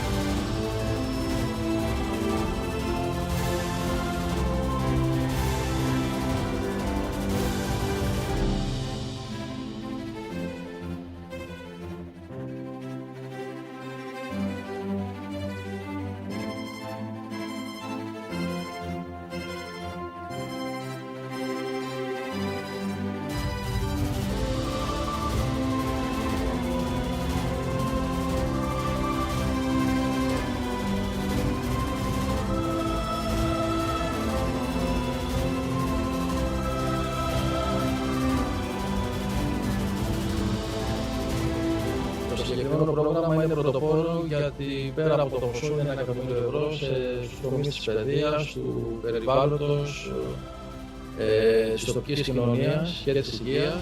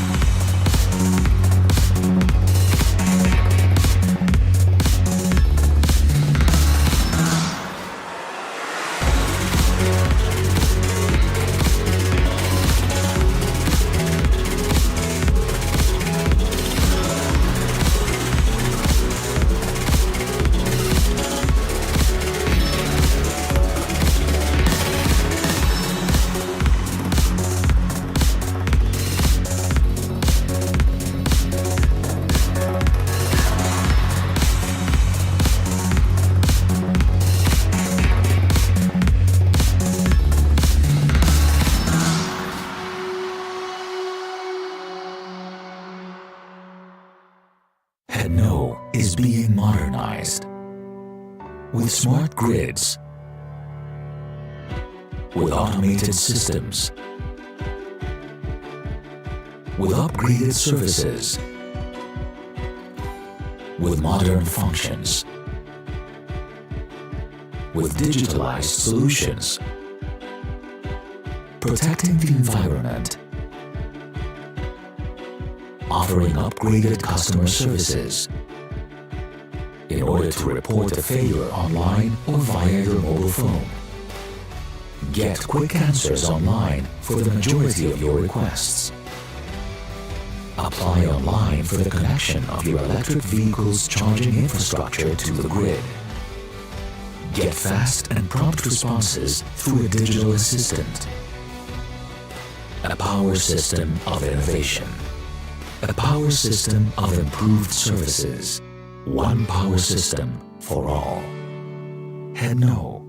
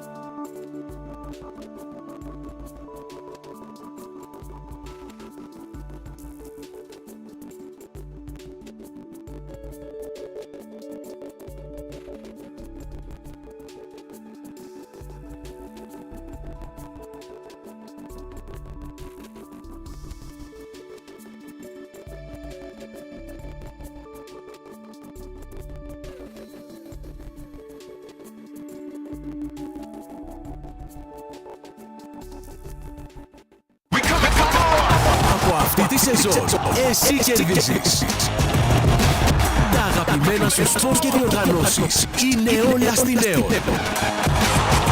Δες τα κανάλια Nova Sports και Cosmote Sport μόνο με 21 ευρώ το μήνα επιπλέον. Μαζί με παγκόσμιες πρεμιέρες των καναλιών Nova Cinema και τα περισσότερα κανάλια για παιδιά. Από αυτή τη σεζόν τα έχεις όλα με την Nova, τον απόλυτο αθλητικό προορισμό. Check this out. It hasn't been such a long time since people first started shopping online, and it was easy to keep up with the clicks. Little by little by little by more, the clicks added up to be more than the stores, and retailers worked harder than ever before, because they had to keep up with the clicks. The clicks came from laptops and tablets and phones, Monday through Sunday, office and home, 24 hours in every zone, and still they kept up with the clicks. Now shoppers ask more from the websites they're on, their language, their currency, their way, or they're gone, so you'd better keep up with the clicks. All of a sudden, there are so many must-dos if you want to keep selling, like delivery there, no there, or there. And make it tomorrow, first thing. No time for borders. Gotta stay in control, to stay in the flow and continue to grow. But we'll help you. Keep up with the clicks.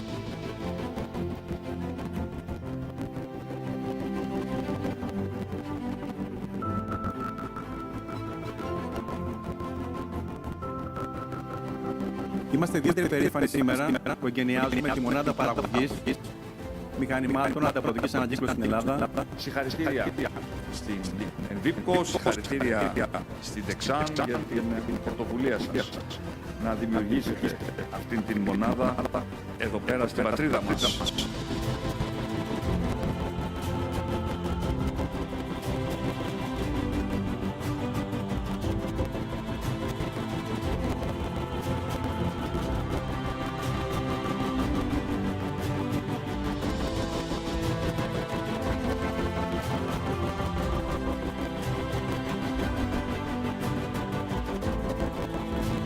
I look forward to seeing more of these Invipco machines around the country. Τώρα πλέον είμαι πιο ικανοποιημένος αφού δημιουργήθηκε στην Ελλάδα η πρώτη μονάδα παραγωγής μηχανημάτων ανακύκλωσης υψηλής τεχνολογίας.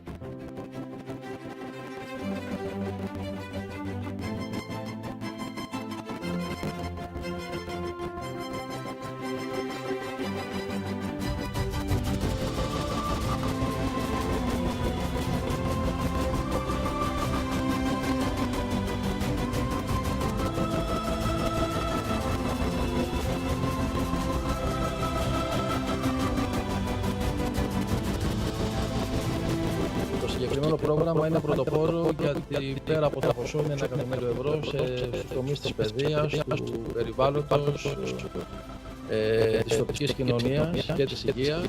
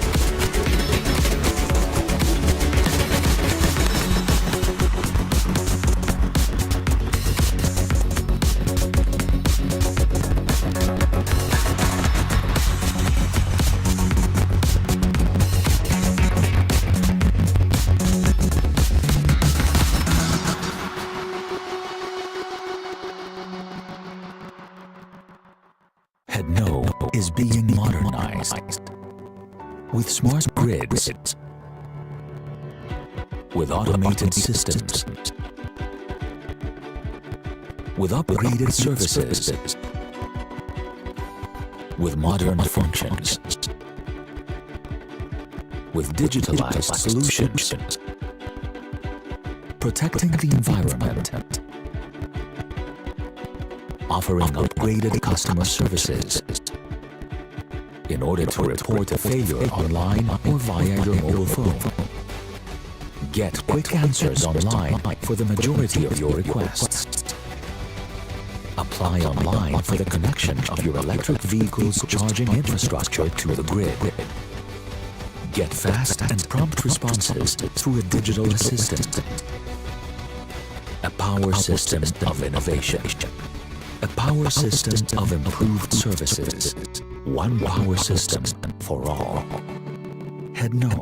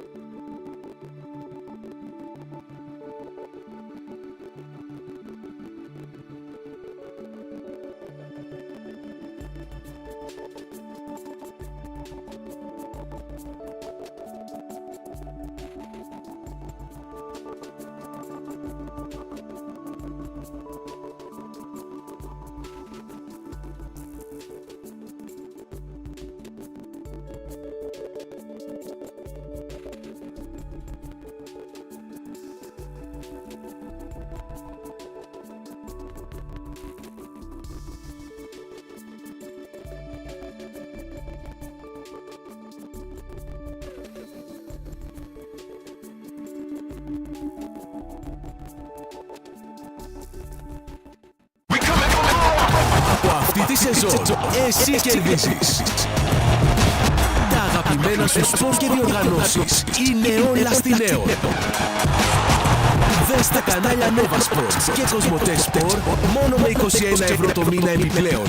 Μαζί με παγκόσμιες πρεμιέρες των καναλιών Nova Cinema και τα περισσότερα κανάλια για παιδιά. Από αυτή τη σεζόν τα έχεις όλα με την Nova, τον απόλυτο αθλητικό προορισμό.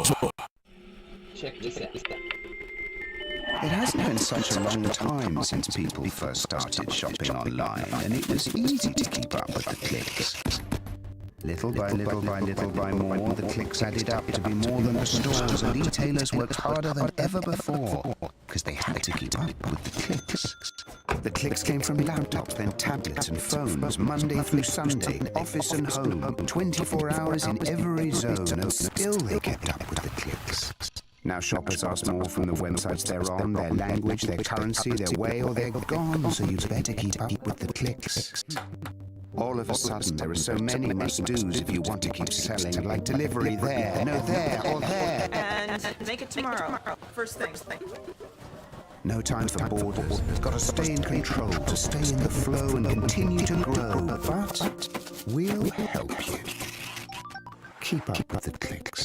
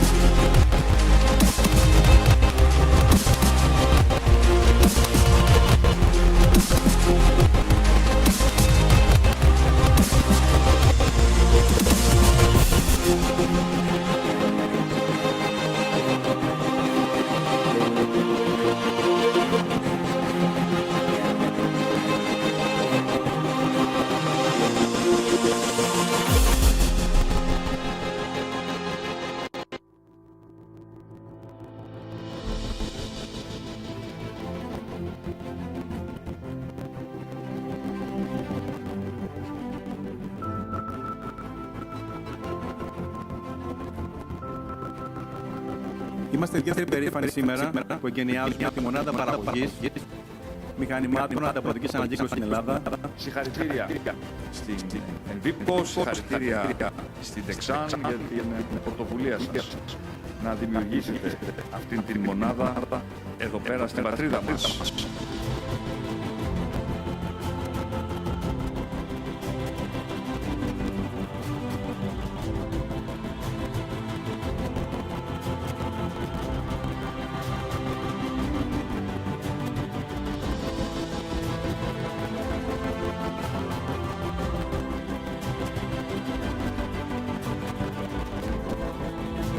I look forward to seeing more of these Invipco machines around the country. Τώρα πλέον είμαι πιο ικανοποιημένος αφού δημιουργήθηκε στην Ελλάδα η πρώτη μονάδα παραγωγής μηχανημάτων ανακύκλωσης υψηλής τεχνολογίας.